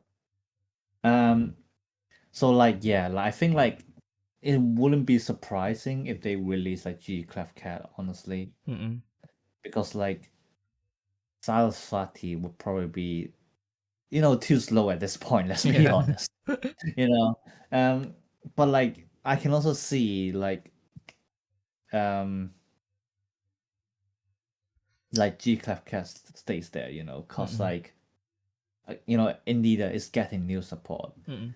and like this relates to kind of like my theories with the boys Mm-mm. gathering in Manchester, like kind of what kind of direction would they actually want to try to go for. Mm-mm. Like, the thing is like you can't really rely on their old play styles anymore. Mm-mm. Like Brahma was kind of okay, was still spam anyway. Mm-mm. So like they just make it spam even further, but then they're like, oh look, tokens, new stuff, ooh, new deck. But like, what can you actually add for like, Shiva, Vishnu, and Saraswati, and all the other. Mm-mm. We don't think Lashmi is coming back Mm. yet anyway, Yep. because like at the end, like it's more of like, well, first of all, because like probably the blue slot is gonna be like the flag contract nessus, so Mm-hmm. like most likely wouldn't we try to introduce another new blue deck. Mm-mm. Fighting Spirit also does not match any of the God King families. Mm-hmm. So like, because obviously the remaining blue God King is Greedog, which Yep. is a future beast. Mm-mm. So it's like, if anything, we're probably gonna see Poseidon coming back. Let's be honest. But it's like, yeah. Okay. So it's like, so we don't think Lakshmi is coming back, but it's like it's probably so like the way you think about it is like obviously we do the cycle of like 3 flag contract decks, well, flag contract Nessus decks, fucking long names, red, yellow, and blue. Mm-mm. So the remaining colors are purple, green, white. Mm-mm. Perfect. Yes. Shiva, Vishnu. Vishnu, and Saraswati. Yes. It also helps that Shiva and Saraswati also match 2 of the God King families, Mm-mm. which is Imp by Mr. Beat and Death Dragon by Olivorius. Yes. So like yeah, so then like the question is, well, what kind of direction are they going to go for now? Mm-mm. The thing is like they introduced Liber, Mm-mm. just now, which is another really fast deck. There are Mm. also lots of spam decks already in the Mm-mm. environment right now. Like obviously Thunderite, Crimson. Like Crimson is so obviously designed to just be spam. Yep. And even like within the archetype. There's also like surprise, surprise, spectral contract still running Oh, yeah. around, which is Petty Bet. Mm-mm. It's just like Petty Bet was like I think it's like the situation is like White Aggro in Battlefield Saga. Like it's fucking annoying when you see it in Swiss, but then it just never wins anyway. Mm. Yeah. But like yeah, so like I really doubt they would try to introduce another spam deck, Mm. and then also like it kind of defeats the point. It kind of because like pushes away the uni parts of Indeed decks, which is obviously Grand Forces. Yep. So like with Saraswati, especially now that it has more Grand Walkers, well, being like introducing contract Saraswati, Mm-mm. we are thinking that she might focus on attacking by herself. Ah. So like basically a spam Grand Forces deck with just Saraswati. Mm-mm. Because like also like obviously the original Saraswati can just refresh any Saraswati, I think. Let me double check. Let's see. Let's fact check. Oh no, it's this Nessus on Okay. Infamy. Okay. But still. But still, yeah. Like we think like it might be the case where, cause like, oh yeah, cause like also the other thing is like when you look at the, what do you call it? The set list. Mm-mm. Like I don't think you would expect any kind of reprint in there. Mm-mm. Which means the cards are either going to be revival or just like completely new cards. Mm. Now, which then would make sense if these new cards just make you play like a completely different play style. Mm-mm. To also kind of like kind of help you, also like to their own benefits, avoiding you to like try to look for the old cards. Mm-mm. Then kind of crashes the secondary market, or maybe crashes the meta because not everyone has the old cards. Yeah. But I so it's like, yeah, so like I feel like with Saraswati is pretty fair that like they might focus on just attacking with Saraswati, Mm-mm. and then like all the spirits, well, most of the spirits might be there as like support. Things like by exhausting the spirit, put one call from the void on the Saraswati, like that kind of stuff. Mm-mm. Which obviously means that like uh Saraswati, at least the original, can focus on just refreshing itself. Mm-mm. Like the contract Saraswati might have a contract field which literally does the same thing but refresh any Saraswati. Mm. Like it's like what I would think. Ground Forces wouldn't be on the card itself because that would be too broken. Mm-mm. It would probably be like on like a Saga Brave, like what they gave to Brahma and then also Bufati. Yep. Yeah. So there's that. So like it can be a case of like just focusing on searching for the Saga Braves and then Saraswati and then just start smacking. Mm-mm. Is my guess. And then obviously, so like if we do it this way as well, then it would make sense if they decide to ban like Path to Destruction. Mm-mm. Because like, or like even in general, the way you have to think about it is they are introducing free decks where you battle with ground Nessus. Mm-mm. You do not want a very convenient card which can just wipe their symbols. Mm. And no one will want to buy the new decks, and then Bandai will suffer from losing money. So it's like, yeah, corporation stuff. But like, yeah. So like, yeah, I think my Path to Destruction high key is going to get banned. Mm-mm. And then so like Shiva and Vishnu are like very interesting ones. Mm-mm. Like we still think like they might lean towards being like very controlly type of decks. Mm-mm. Because obviously if you want aggro, you got a spectral contract. Mm-mm. If you want some kind of tempo, or like to be fair, let's be honest, like butler contract is kind of aggro at this point. Mm-mm. So like you probably want to introduce like a slower deck Mm-mm. just to make things a little bit more fun. So like we think that Shiva might go to like hard control. Mm-mm. Like kind of used to be hard control anyway, yes, in some sense, but like it wasn't like doing good enough. Mm-mm. And then like not to mention again, if they're going to incorporate all the warriors into Shiva, Spellbind is a very good control effect. Mm-mm. So like, it feels like that's Shiva would just focus on basically the typical purple control, removing cores, stuff like that. Mm-mm. Obviously they will still play with like the face down cards in like the remove zone, open zone, however you want to call it. Probably act as like a limitation to like some effects like, oh, for every face down card in your remove zone you can do this and that, like that kind of stuff. Mm-mm. It's probably most likely going to be the case. Might not focus on Shiva's Grand Forces that much, but like in general, like it works to his favor. Like if it becomes like a really hard control deck, it works to Shiva's favor as well because it's like those things where like you have basically a constant attacker Mm-mm. that cannot be removed, which like I don't know how many control decks you play, but as like a control player myself, it is quite a problem where like you struggle to find an attacker every turn. Mm-mm. Like all the spirits that you summon, they do effects that disrupt the opponent, and then they do nothing else. Mm-mm. I think about like Backless and Curse Dragon back in Battle Spirit Saga. You summon them, field wipe. What's next? You know. Yeah.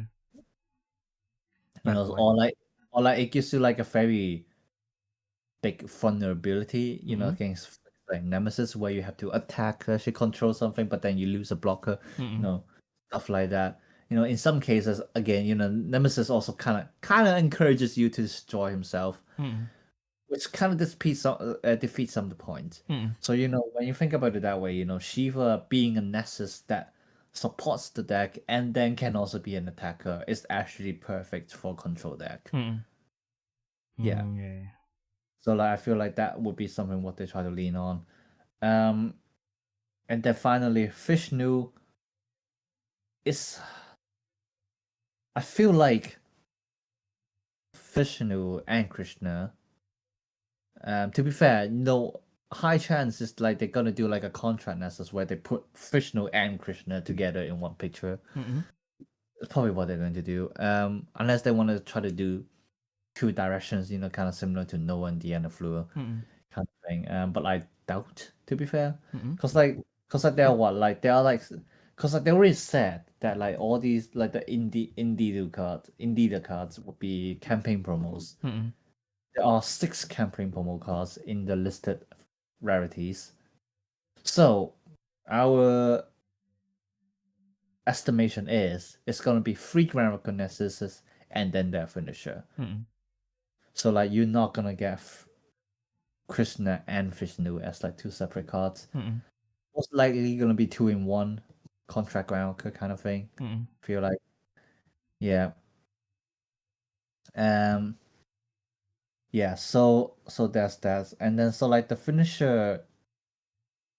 Like we were discussing, and then like obviously it can't just be new cards, but then like it might also be revival of like the old avatars, which would make sense if they're being made into like new cards kind of thing, and then you know also saves the hassle, just like, oh, here's a quote unquote reprint, you know, here's a revival, which is technically a reprint because we just like, I don't know, change this text from mandatory to optional.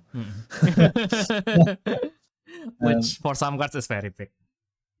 Yeah, and then also just like kind of like a way for them like to do like to be less complicated. So they were like, hey, look at all these revival cards that are technically basically just reprints.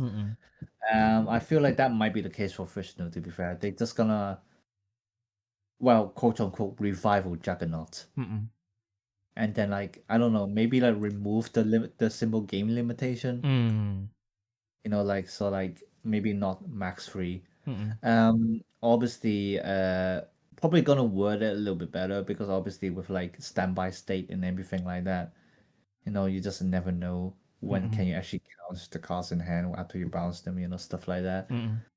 I mean, fortunately for them, they didn't word it wrong back then, so that like the deck actually functions. Plus, like, yeah, for Krishna, I feel like it might just stick to the same playstyle. Honestly, it's just gonna be like the typical white deck where like you just defend and then just summon one big thing, smack 5 symbols, win. Kind of deck, yeah. Which like you know technically is different to Balone, you know, obviously. Yep. Because like it's different to Farah to some extent. Well, at the end, it depends on how they actually designed it, but like, you know, it's probably would be a little bit different to Farah. You know, the fact that you're not using Contra Athens already is like kind of like a big thing. Might focus a lot more on like kind of blocking with Krishna and Vishnu. I feel like one thing they might add to the deck is like, you know, one of those things where it's like, oh, this card can also block, cannot be block effects, you know, like, you know, again, just to make sure that like you can rely on blocking as like the main mechanic of like the deck. You know, and then obviously it can be very reliable because, you know, their Grand Reconnaissance, they're not gonna get destroyed anytime soon. Thing. But you know what, talking about that, if they're gonna release decks this way, Godbreak might get banned. Honestly. Yeah. That's like, yeah, and then it's like, yeah, you just go like blocking, Juggernaut, 5 symbol win. Yeah, now it's actually now it kind of make more sense that if they do release like both Krishna and Vishnu in the same set, that's probably why they are also hiding who the third Grand Walker is going to be. Cause they fucking, I am sure they fucking know that we expect Saraswati, but they might not. They might think that we might not be happy if they say too early that it is not going to be Saraswati. Who knows? Maybe, but like you have to think about it as well as like Battlesphere so far has always doing the pattern of basically releasing 6 new decks every freaking set. Fucking hell, me. Like I really doubt they would just like remove the green color. You know, like I honestly think there's a better chance they just put Vishnu and Krishna in one card. Yeah. True. Yeah, I was looking at the panels. There are lots of stuff that might be like more on the side of like talking about the Banlist.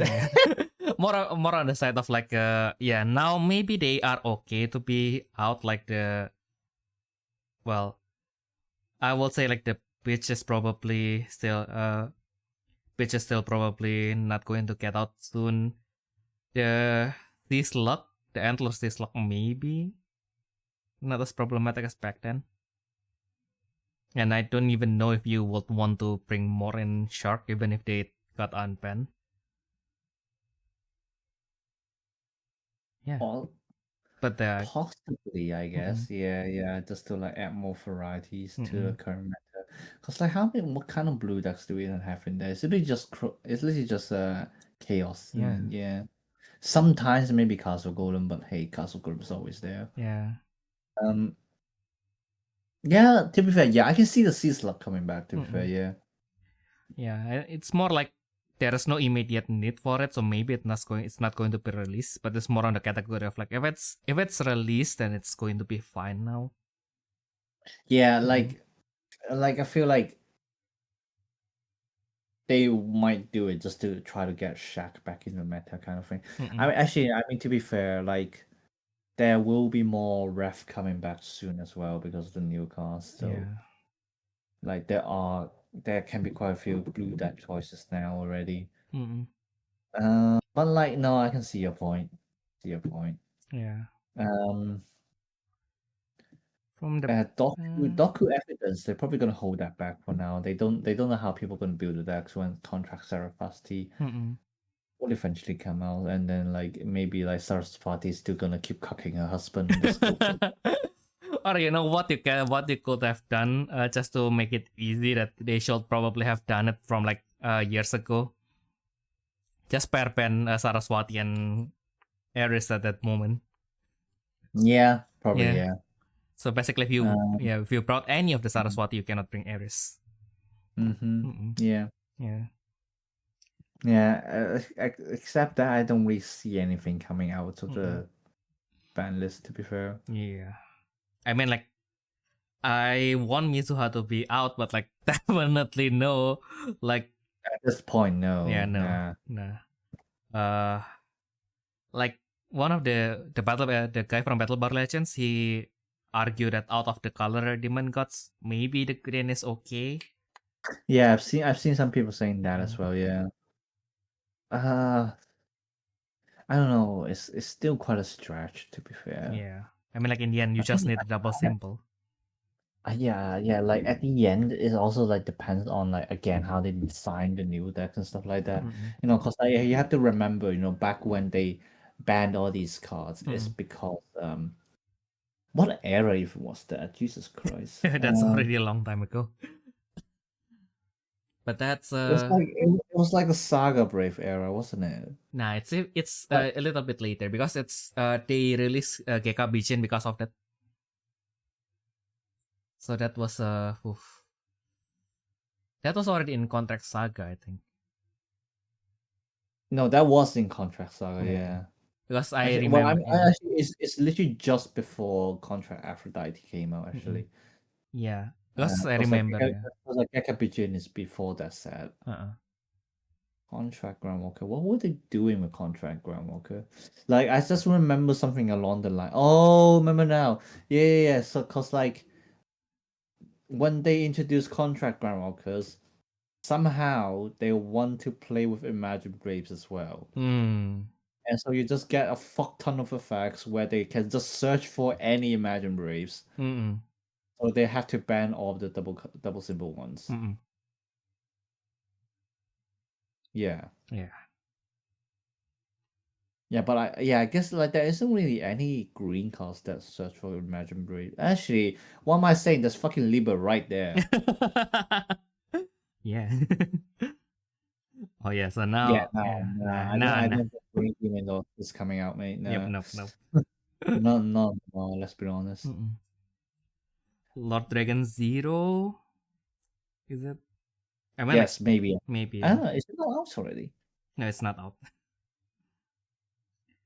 I mean, like some people like this is more like a wish than an actual prediction. But Yeah. I mean, Like, yeah. no, I can see it coming out. Like, I mean, I mean, you kind of have to have lots of heroes, right? no. It's kind of like it's too risky. Just because I don't know. It really depends on like if they're going to ban Yamato or not. True. Or at least limit it. Because like the thing is like there's the risk where like look at like Uranos, being able to somehow use all the conclusives as well. What's the conclusion? No, Supreme Hero. Literally Supreme Heroes with like the new promo card. Yeah. So like it might be the case. I mean, right now it's only Uranos, but then like it might be the case where in the future they might release more cards, which helps you to use all the Supreme Heroes in one deck as well. And like when you think about it that way, Lord Dragon Zero can't come out. Fair point. It's like it's like also the thing where it's like it leaves them more space for design. Like like what if you release this card and then you're just like, oh, now I want to make a Supreme Hero deck. Like the dev just gonna go, oh shit, but this card is out now. That kind of thing. It's like like again, it doesn't help that it also destroys grammar connectors, which like kind of defeats the whole point of promotion. So it's like. If it doesn't destroy ground connectors, it's like maybe like it probably can come back out, but like the fact that it can destroy ground connectors as well, I think it's gonna stay there. Yeah. None of that matters to me anyway. I sold my Hajime deck like years ago. So yeah, I can buy mine. No, just kidding. Yeah, the other people's request is probably one of the popular requests is Owari no Sekai. Ooh, what does it even do again? So the part where it is problematic is of course its cost is relatively low. It's a rebirth card, so there are more ways to search for it. It activates from level 1, the maximum level effect. What else? And when it rebirths, you also get to destroy 5 Grandwalker Nexus. That is not the origin. So it does, it does a lot of things already. And the rebirth condition is only when you attack with the 2 or more colors spirit. And you do get your soul core back. I honestly don't think the developers are gonna fit that hard. Like for the sake of releasing 1 or 2 cards. I think they're just gonna see like, oh, this card can destroy ground connectors. Let's stay in there. Yep. Like obviously, like logically, yeah, I can see this coming back out, especially since the rebirth condition doesn't match with whatever the fuck decks are doing right now. I mean, let's be honest, even the world necessors are kind of hard to use. Even when there's 6 counters or less, let alone 3 counters or less. But then, like, it's just like the fact that it can destroy ground connectors. Like, the depths are probably go, nah, this is gonna stay in there. Yeah. Like, no one actually needs, like, no decks actually need this card right now, anyways. So it's like, it might as well just stay in there. There's no point like trying to tip the balance again. And basically giving themselves more work to do. Fair point.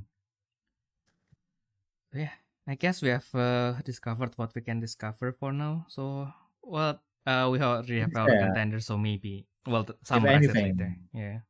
if anything, I can see the new world coming back out. Oh. Yeah, that might be possible. Yeah, because like the things like they, I mean, it's still pretty long time ago. But when you think about it, they released Premiere with Ice Princess, but then Ice Princess never actually got into the meta. Mm-mm. So they might try to release one or two cards just to make it a little bit better, kind of thing. But like I still think anyone will actually put the new world in Premiere now. But hey ho. Hey, what about we release Agavia? Nah, I don't think so. Release what? Agavia.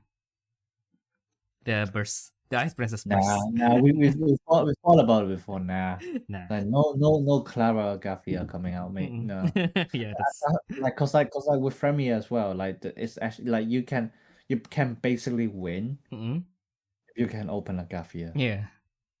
Like obviously I had to deck myself, so I can attest to that. And like it's making things difficult exactly because it's limited to one. It makes people think more, how to use Premiere and stuff like that. So it's like, no, it's not coming out. Clara's definitely not coming out. Yeah, no way. Yeah. Yeah, the day Clara comes out, like every hell will just break loose. What the fuck? Yeah, Yeah. like Ballona, yeah, it's coming back. Oh yeah. Oh, I saw you just ban that revival Ballona. Oh, that's fine. We got Clara. Yep. Okay. Yeah, I Oh, don't. actually, one more thing. Like some people are also saying Dark Web Nova 15 might get hit. Or miss. Yeah. Yeah. I don't know why I Yeah, have like, missed from in the back of my head earlier. oh yeah, miss. That be true. Yeah, what do you True. limb? Yeah, limb. I guess. Well, but limit also, like, you will probably bring only one anyway. Yeah, like there's no point limiting. People will only play one anyway. Yeah. But yeah, surprising. Like, who would have thought a cost two from a starter deck 10 years or so ago is going to be like one of our pen. It's going to be our pen prediction. I mean, there's a reason why we need a standard format now. But True. yeah. Also, like, I say that, but like we do have like we already have precedence in Playdraw. The Playdraw Revival is also from a starter deck, and it's a smaller starter deck. Yeah. Yeah. Yeah. It's there are so many contenders. Oh, actually, you know what people want to be released? The Moon Ogre Castle. Oh. From Obolo. Yeah, nah. I mean, to be fair, I can't see that because Balone is summoning cards without paying the cost. So then, like, if they, because like the argument is as well that with Balone, the thing is like you either have to limit a lot of cards or like it doesn't really do anything. So like on the other hand, if you release the Moon Ogre Castle, it might helps to deal with the meta a little bit more. Like, yeah. But then it can make Nyx really strong. To be fair. Yeah, because like Cause the first effect doesn't matter which deck you're playing it in. It just can deploy itself in the trash during the main step. No, actually, what other purple decks are in here? Oh yeah, Butler Contract as well. Ooh. yeah. Actually, no. Butler Contract wouldn't. Actually, I mean, like one. I mean, like, I guess like at most they are going to limit it first, and then see if it's not a problem. Then they will unban it eventually. Yeah, maybe, but like the problem now is that if the castle is available to be played, people are just gonna most likely put one copy in like bullet contract. So things like, mirror games, stuff like that. Yeah. Yeah. So you basically do everything and then you set on the castle. Yeah, literally, yeah. So it's like,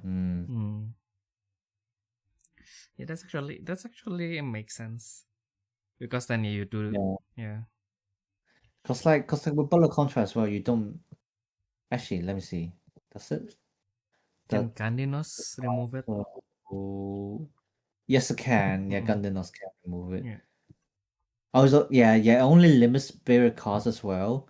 So like it technically doesn't stop bullet contrast from functioning. It only stops early game, but it doesn't stop late game really. Because like late game, you're summoning Brave anyway.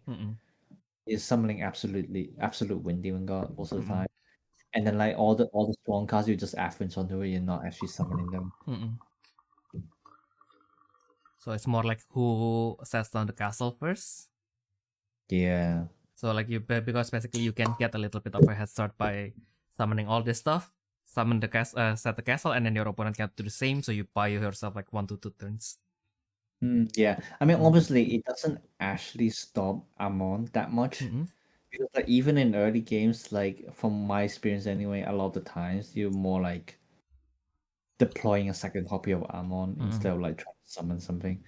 Actually, if anything, you will want to summon the Master Rare. So it's like maybe if they see Amon being like a little bit of a problem, they might give it one copy just to slow down it a little bit. Or maybe they think like, okay, yeah, maybe slowing down this one deck doesn't really affect that much anyway, kind of thing. But then like the thing is like if they want to counter a Baronet, like releasing for the sake of countering it, then one copy doesn't really do much. I think it has to be 3 or 0. Yeah, fair point. Yeah, it's interesting. We like when we don't know what Bandai thinks, it's hard to say. True.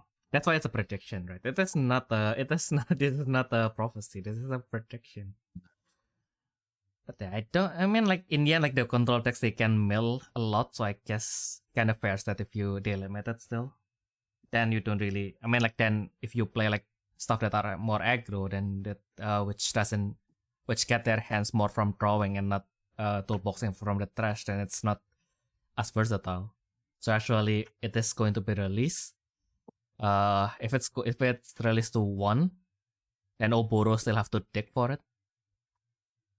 It's just kind of ironic that the deck that is where in which it is created for is going to be the deck where it is hardest to use, but still. I mean, yeah. I mean, can Obolo even be used even if it's released? I mean, in this meta, Obolo might be too slow. Too slow, actually. Oh yeah. It'd be interesting. I now want to play some Obolo. Obolo is fun. I love the deck. Okay.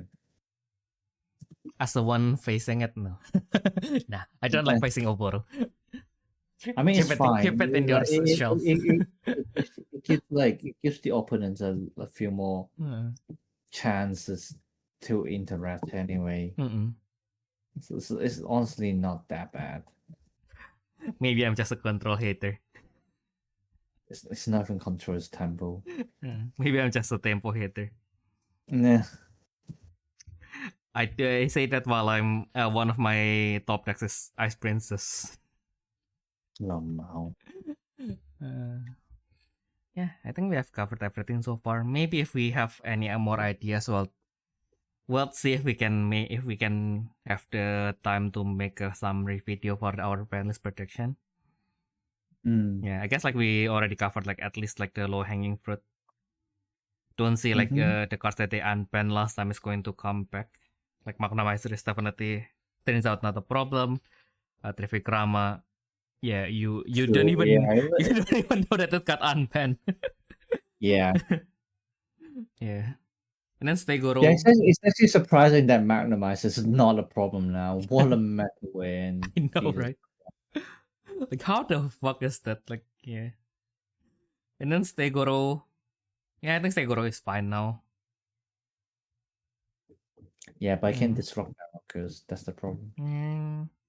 Like, I genuinely think anything that touches Grandwalkers, they're not gonna put them back out. I don't know. It's already unlimited. Oh, yeah. It's not going to be put back in, I think. Fuck's sake, I keep forgetting that. Jesus Christ. Yeah. Yeah. So yeah, I mean, like, yeah. Now I remember, like, the guy who just got like the 2-2 and the 3-1. He used Aibo. Basically, now that we have 3 Stegoro. Yeah, and yeah, I guess it's kind of fair. No, it's not. It is not as damaging. So I guess that's kind of fine. So yeah, that is basically I will probably see if we can summarize it later, but that's basically our Banlist prediction for the upcoming Banlist. Again, if you guys have your own predictions, do let us know in the comments below. We have also summarized like what our friends have been saying. So, but if you have like that one card that you just hate, you want it to be gone, or that one card in the Banlist that you really like and you want it to be out, just let us know. Personally, maybe Segmentum can come out. Like, maybe Capri, no, but like Segmentum, I guess it should be fine. Don't know. Don't quote me. I mean, like, I've been enjoying Indra. I think like if I play now that I'm enjoying Indra, maybe I can give Fra a chance again. Maybe I shall ask my dad to bring it to Germany. Yeah. Well, we have spent a lot of thanks to the Banlist, we do spend a lot of times for Eternal today. Standard. Yeah, I guess we are just seeing that now the population is actually kind of down, but because of that, we do see, I guess, like Fish is basically like doing well as always. Hexcraft is also doing very well. This is also the second time I would be bringing up the market because Soldier Red is about the only card that I cannot get 3 copies of, and I am really sad right now. Although I know that the deck is kind of doing well also because they do have like lots of ways to be dealing a little damage without losing too much stuff, and also just to keep like the engine running. In a way, this is basically like the Hexcraft and Whale Raid is basically the Winnie beat in a way, because if you lose your cost 2, then you can just return it to the gate. Curse Spawn also allows you to Curse Spawn. I was like, when I see the card, I was like, ew, what is this? And but like after I use it, like, oh my god, I love Curse Spawn. Especially because I don't have Soldier Red, so I've been building this Magic deck. So for the time being, so maybe if I get the time to test it again, maybe I'll bring it up in the next episode. But yeah, basically like Curse Spawn is kind of nice because Curse Spawn is a cost 4, so you can fetch it with the gate, and then Curse Spawn on its own can fetch stuff like Rang the Raisa. So basically, you have it is very core intensive, but in the late game, you can kind of like just refetch your Thunder Shatter, and yeah, basically now your opponent has to face 12k, technically 12k Ember Mima that has 2 symbols, and if you have Eagle Mitas, even better. But damn, yeah, actually I've been fearing that deck would be like very fragile, but like yeah, so far it's still kind of nice. Of course, it's not perfect. Like if my opponent just puts like Neplander or something standing, I will be like, oh fuck, what do I do now?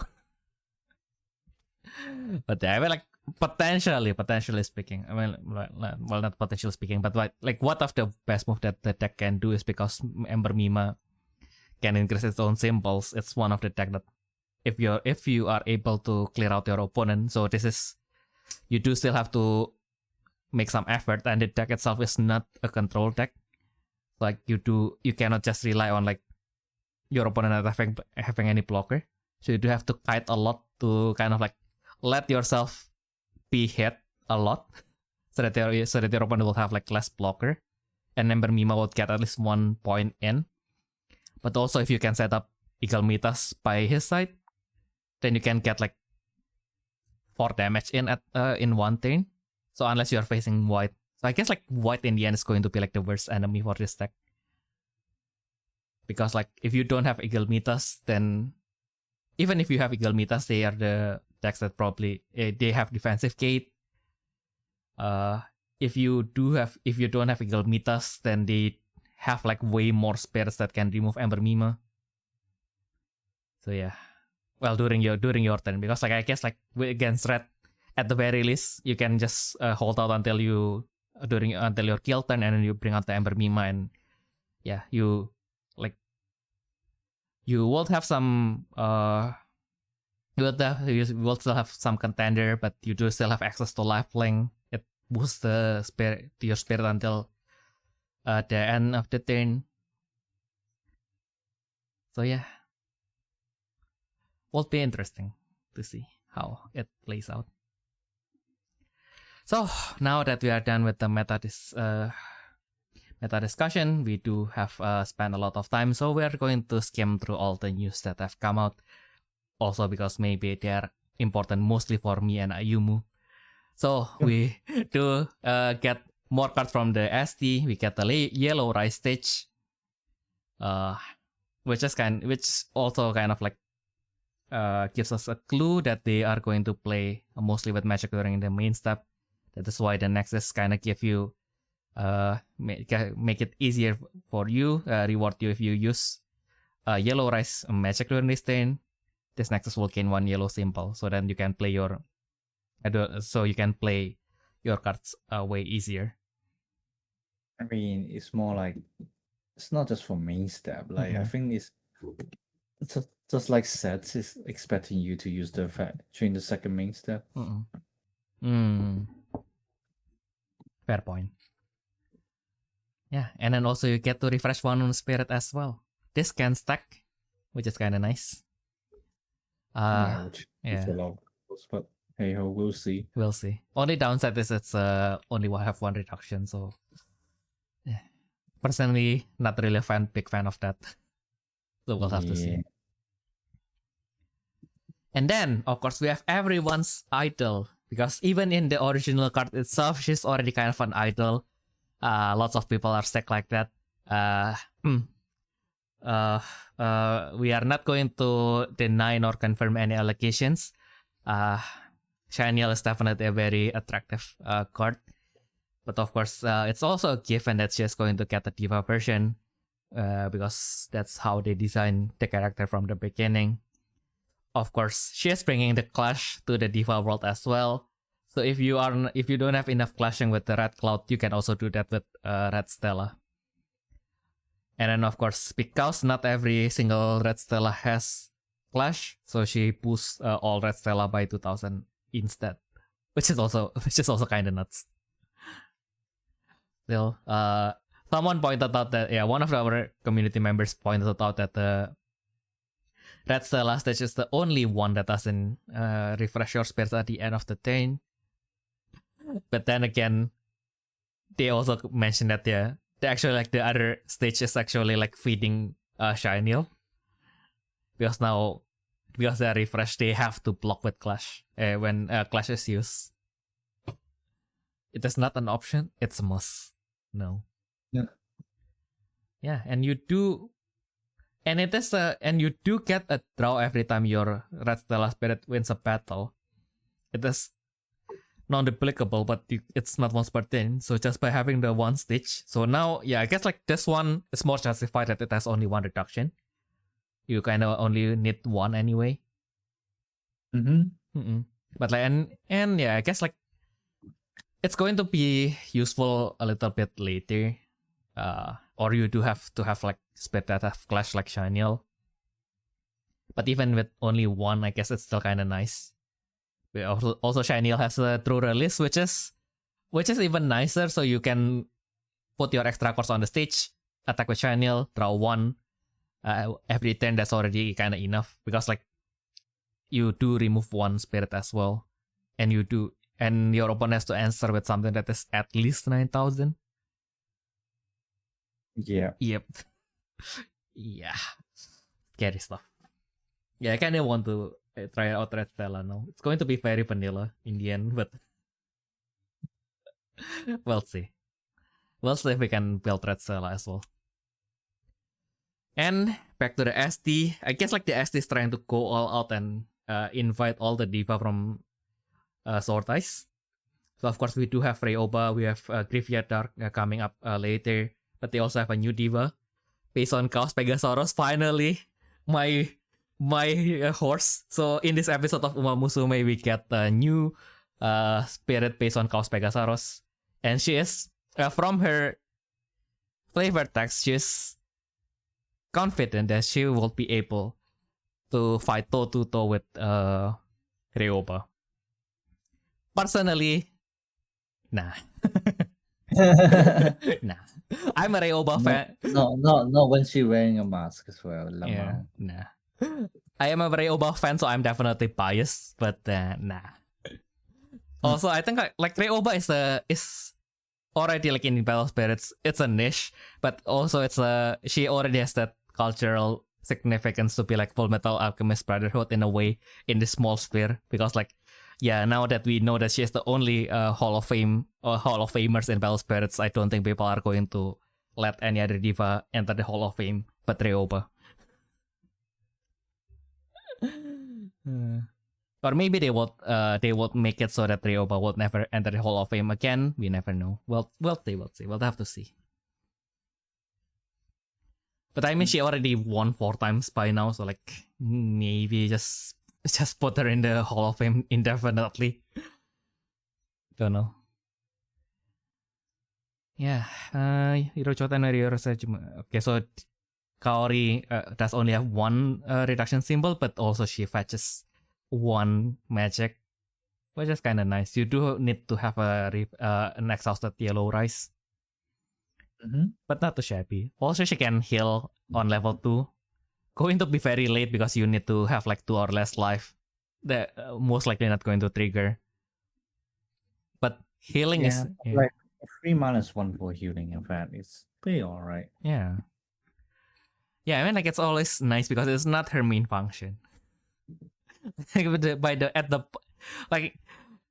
point that she fetches a magic for you and she didn't get killed during the next turn, and she get to heal you 1, that gives you 2 blockers. So like I wouldn't say that's bad.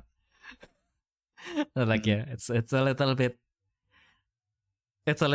fun that it is given to like a low cost spirit that has lower PP. But yeah, we'll have to see. I think just bring her mostly just to fetch the magic. But that's a nice effect bonus to bring to the So yeah. And I just realized that Diva has tiara on their near their block icon. I wonder if they are going to add that for all future Diva products so that we can tell that it's a Diva format card maybe in the future. Yeah. I just realized that. That's a nice thing. And then a little bit of a blast from the past, because if you remember our first episode when we talk about the decks that we want to make for standard, Ayumu does want to make the current deck, and this is a part of that. She's the whaler. She's inspired by the whaler. Nice. Yeah, nice. And she's also kind of strong. So for each, when she's summoned, for each 2, if you have 2 or more. Have to. Yeah, if you have 2 or more green wave, you can heavy exhaust 1 opposing spirit, and then during your main step, you can pay 2, refresh 3 of your green wave spirit. Like it's so if you play in a mirror and your spirits get heavy exhausted, you can recover them for the attack of that turn. Or if you summon her during the main step 2, you can also refresh all your blocker while your opponent loses 1 attacker. Nice thing. Yeah. And then the magic, the Deep Strike, you choose 1 opposing spirit, if all of your and then exhausted. If all of your spirit and nexuses are green wave, you can pay 1 extra. If you do so, choose one opposing exhausted spirit and heavy exhaust that target. Like pretty good. Yeah, very good. It is in a way like a quote unquote more expensive tentacle attack, but one, you basically have 6 copies of tentacle attack. 2, unlike tentacle attack, you can choose 2 different targets. So if you want to remove something that is, if like for example like the spirit that's already attacking is more threatening to be left for the next turn, you can heavy exhaust that instead, while you exhaust another thing that might attack, that will attack next. So yeah, I mean like it's not going to be the case always. Most of the time, I think like it will be like a case of it's going to be a more expensive tentacle attack. But having that flexibility is definitely a very strong option to have. Yeah. And of course, a little bit of the Bandai Card Game Fest. If you are planning to go to the Asian Bandai Card Game Fest, so if you are already planning to go to Hong Kong, Malaysia, Singapore, Indonesia, you will be getting some of the Battle Spirit goodies as well, based on the new anime that's going to come out this fall 2026, Battle Spirits RE Sekai no Ku. So for participation of the event itself, you will be getting a Ku version of Meteo Serving, which is an interesting choice. But I guess it is a very, like, the text is very short, so I guess that gives you more space to highlight the logo, I guess. Is that the reason? It's an adult reason. Did they choose this because the text is the shortest? Maybe. Yeah. It's scary because it's possible. And then of course, because it's the Bandai Card Fest, we do have this premium card collection as well. This time because Standard doesn't have a best of yet, they do get like the next best thing, which is the 6 postcard from the entry decks. And yeah, actually I kind of want the Lookness though. The Lookness actually looks threatening, and I really like that. I want the Squid. Yeah, Squid is probably like like the only one that I feel like a little bit not as threatening as the original card is probably Batanda. Like the white one. Like the blue one is probably the blue one is arguable because like you don't really see the scale of how big it is anymore. But the other ones I feel like second place will be Squid for me. Third place Rancis. Yeah, the purple one. The purple one, I guess it does make her look more evil. So I guess that is an improvement. Yeah. I feel like I'm probably not going to go out of my way to get this personally, but if I am in the location, I'll definitely get this as a souvenir kind of deal. Yeah. Also a shame that they don't release anything for Eternal. I feel like they do still, even if they just release to be fair, if they just release the old ones, still, like the previous one is also very good, like the one with the 3 wise men. If they just re-release that, it's going to be already nice. So I guess that's probably why. We don't really need that the next best of yet. Yeah. And of course we have the sleeve. Personally, I would prefer if they just do like individual flag nexus, and I will just get maybe a whole box of the Pharaoh one. But I guess I can only fit into design, so yeah. I mean, like the Sekai no Ku is definitely something that they need to make as a kind of like a pre-merchandise for the anime. The flag nexus is kind of understandable, but yeah, again, I would prefer if it's just Para. Yeah, I feel like if they separate it, people will literally just buy Fala and not the other two. So yeah, unfortunately. They should have just went all out and do like the Farah driving force as a sleeve. Any Farah looks artist welcome as a sleeve. I would buy them. And of course, card game accessories will not be complete without the playmat. So here's the playmat for Sekai no Ku. It comes with 3 copies of feeding trough as well. So this time a magic that you would actually use, which is very nice. And yeah, you do get 3 copies just by buying one set, so you don't have to have 3 playmats just to complete the feeding trough if you particularly like the art. I mean it's cool though. It doesn't scream feeding trough, that's the only problem, but still, it works.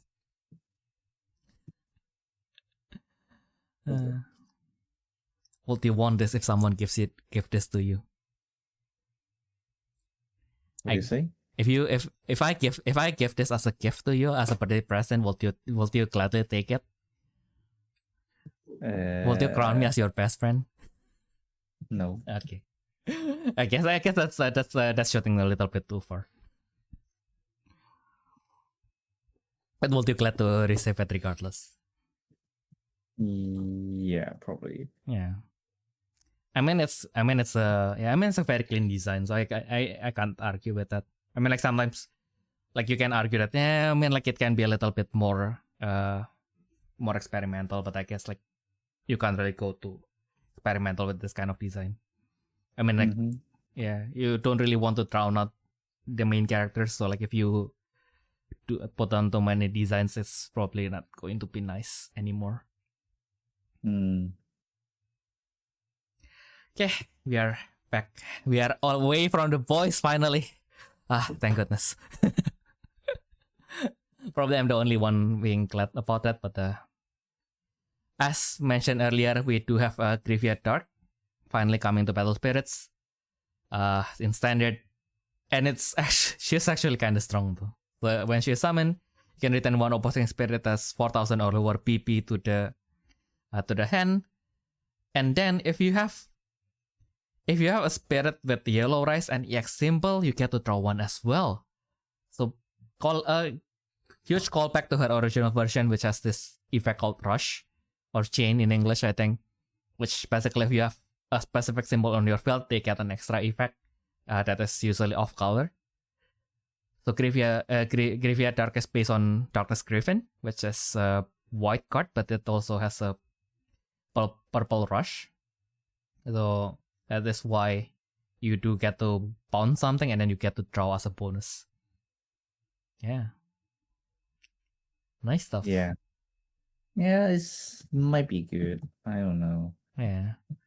I never really like cost 6 cards that only draws 1. Yeah, I guess you can argue that with Graveyard it's a little bit better because you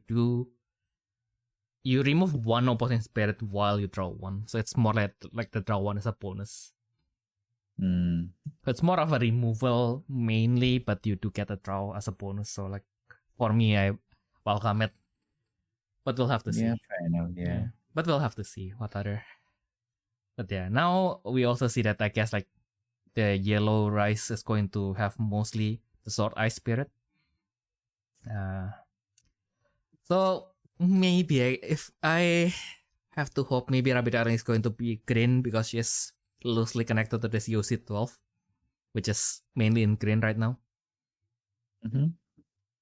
But yeah, Rabbit Darling needs to be here regardless, please. Whoever that one guy who always included Rabbit Darling in the sets, do your job. You only have one job, just to make sure that she is in the set. Okay, and then we do go back to the Red Stella again. We do have the Laura Byakuren, which is based on the elusive Byakugaro, which terrorized our life at one point because Byakugaro 10 was fucking strong. Yeah, so, and I guess like the Red Stella is also going to be a collection of the Kekiha spirits in a way, because Laura Byakuren is inspired by a green spirit. But if you read the flavor text, she is here to basically support Noah Fleur. Yeah. Yeah. So I suppose. I mean, it could also just be the case because they were shiny hearts. Yeah, but Ryoba is shiny hearts. Also, Grievia Dark is shiny hearts. Okay, fair enough. You know what? Yeah. She's shiny hearts Ayumu. Yeah, so, I mean, I guess like they just want to make it a little bit more focused thematically. Because the blue one also thematically, when they gathered the old Diva, they gathered existing Diva, existing Diva, not old Diva. Yeah, so they will also gather all the God King spirits, so like Ryasuru Voron, and Ryolutide, and the double vivid girls. They are all going to blue. So I guess they just need to find something for Gekiha, and then for Red Stella, and then like, what do we have left? Gekiha. So yeah, actually might be a fun thing that the white later might be focused on the Shonen Topabashian spirits. And maybe what other color that we missed? The purple one. Huh. Yeah, that's interesting. Maybe the 4 witches will gather like all the villains. Who knows? So just all the guys. So just like the Gayasura and stuff. That can Maybe, be yeah. That can be interesting. Yeah. Yeah, and then I guess like she was also designed as a support card. Maybe Novel will have some extra effect. She reaches certain amount of PP. Because like at first I was like, why would you of all exhaust the cost 3 just to boost 1,000? Like this should mean something. Like so far in standard, this should mean something. So we'll just have to see. Like 1,000 looks kinda low, but I guess also you can kinda dodge. You can kinda dodge what was it again? A clash without really attacking. Yeah. Yeah, because you can just choose herself, and then I mean like if you're not planning to block anyway, you can just exhaust what they're going to do with that. And we have the last card that has just been introduced today. It is a Mel Luck, which I did. I was like, what is she even based on? And then I was like, when you guys posted like what spirit she is based on, I was like, I didn't even remember seeing this card in real life ever. Wow. She is based on a cost 3 from the blue entry deck, and I was like, And it's an alpaca. Is it?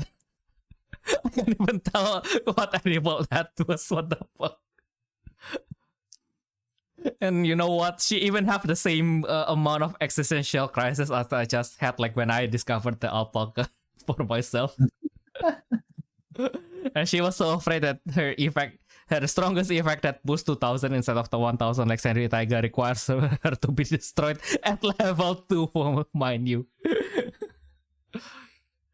And I just really like that Tia Madura was so confident that she is basically gathering all the girls that she thinks have potential, and then you have Mel over here like in her flavor text just having panic attack before going to the stage. And I think like they are doing something here because like she doesn't have a stage name, like the costume name, which usually is reserved for the private wear stuff. True. Yeah. Didn't that. Yeah. So I was like, why does she like? Is it the private wear finally? But no. She just wears her stage costume everywhere. Oh, is that in the flavor text? Nah. No, it's not in the flavor text. It's just because you're just assuming. Okay. Yeah, I'm just assuming. So maybe she does have a potential because she was just like, yep, I'm just wearing my clothes that I wear at home anyway. This is just normal day and a normal Tuesday. Fair enough. Yeah. So yeah, I guess we have caught up with everything. Speedrunning everything was a little bit hard if you are invested in the idea. But of course, as usual, if we missed anything, If you have any questions, comments, or requests, do feel free to send it to us to our email at therefreshsteppodcast@gmail.com. Or if you're listening to this on YouTube or Spotify, do let us know in the comments of the episode. So yeah, I've been trying to speak English as fast as I can, and I am having anxiety because tomorrow, supposedly my TOEFL score is going to come out. And I am freaking out right now because I kind of botched the speaking part because I have to repeat some lines as is, and I have shit memory. So I just broke down when the sentence is more than 4 words long. It was scary. It was like kind of long, and I was like, oh, this something common, so it should be fine, right? And then I was like, huh, is it? And then I tried to talk. I tried to talk, and I'm like, huh, nothing comes out in my brain. This is kind of scary. So yeah, it's going to get warmer, but also fall is coming. Finally, it's going to be in the weather that is where I will be in my element again. I'm glad. I'm just going back into hibernation. Yeah. Nah, I'm going to force you to work. Remember, we are not a company. We are a family. Fuck. Yeah, I guess that has been everything that we can share for this week. We hope that you guys have a nice week going forward. And we'll see you all in the next thing. Bye-bye. Bye. Yeah, that's it.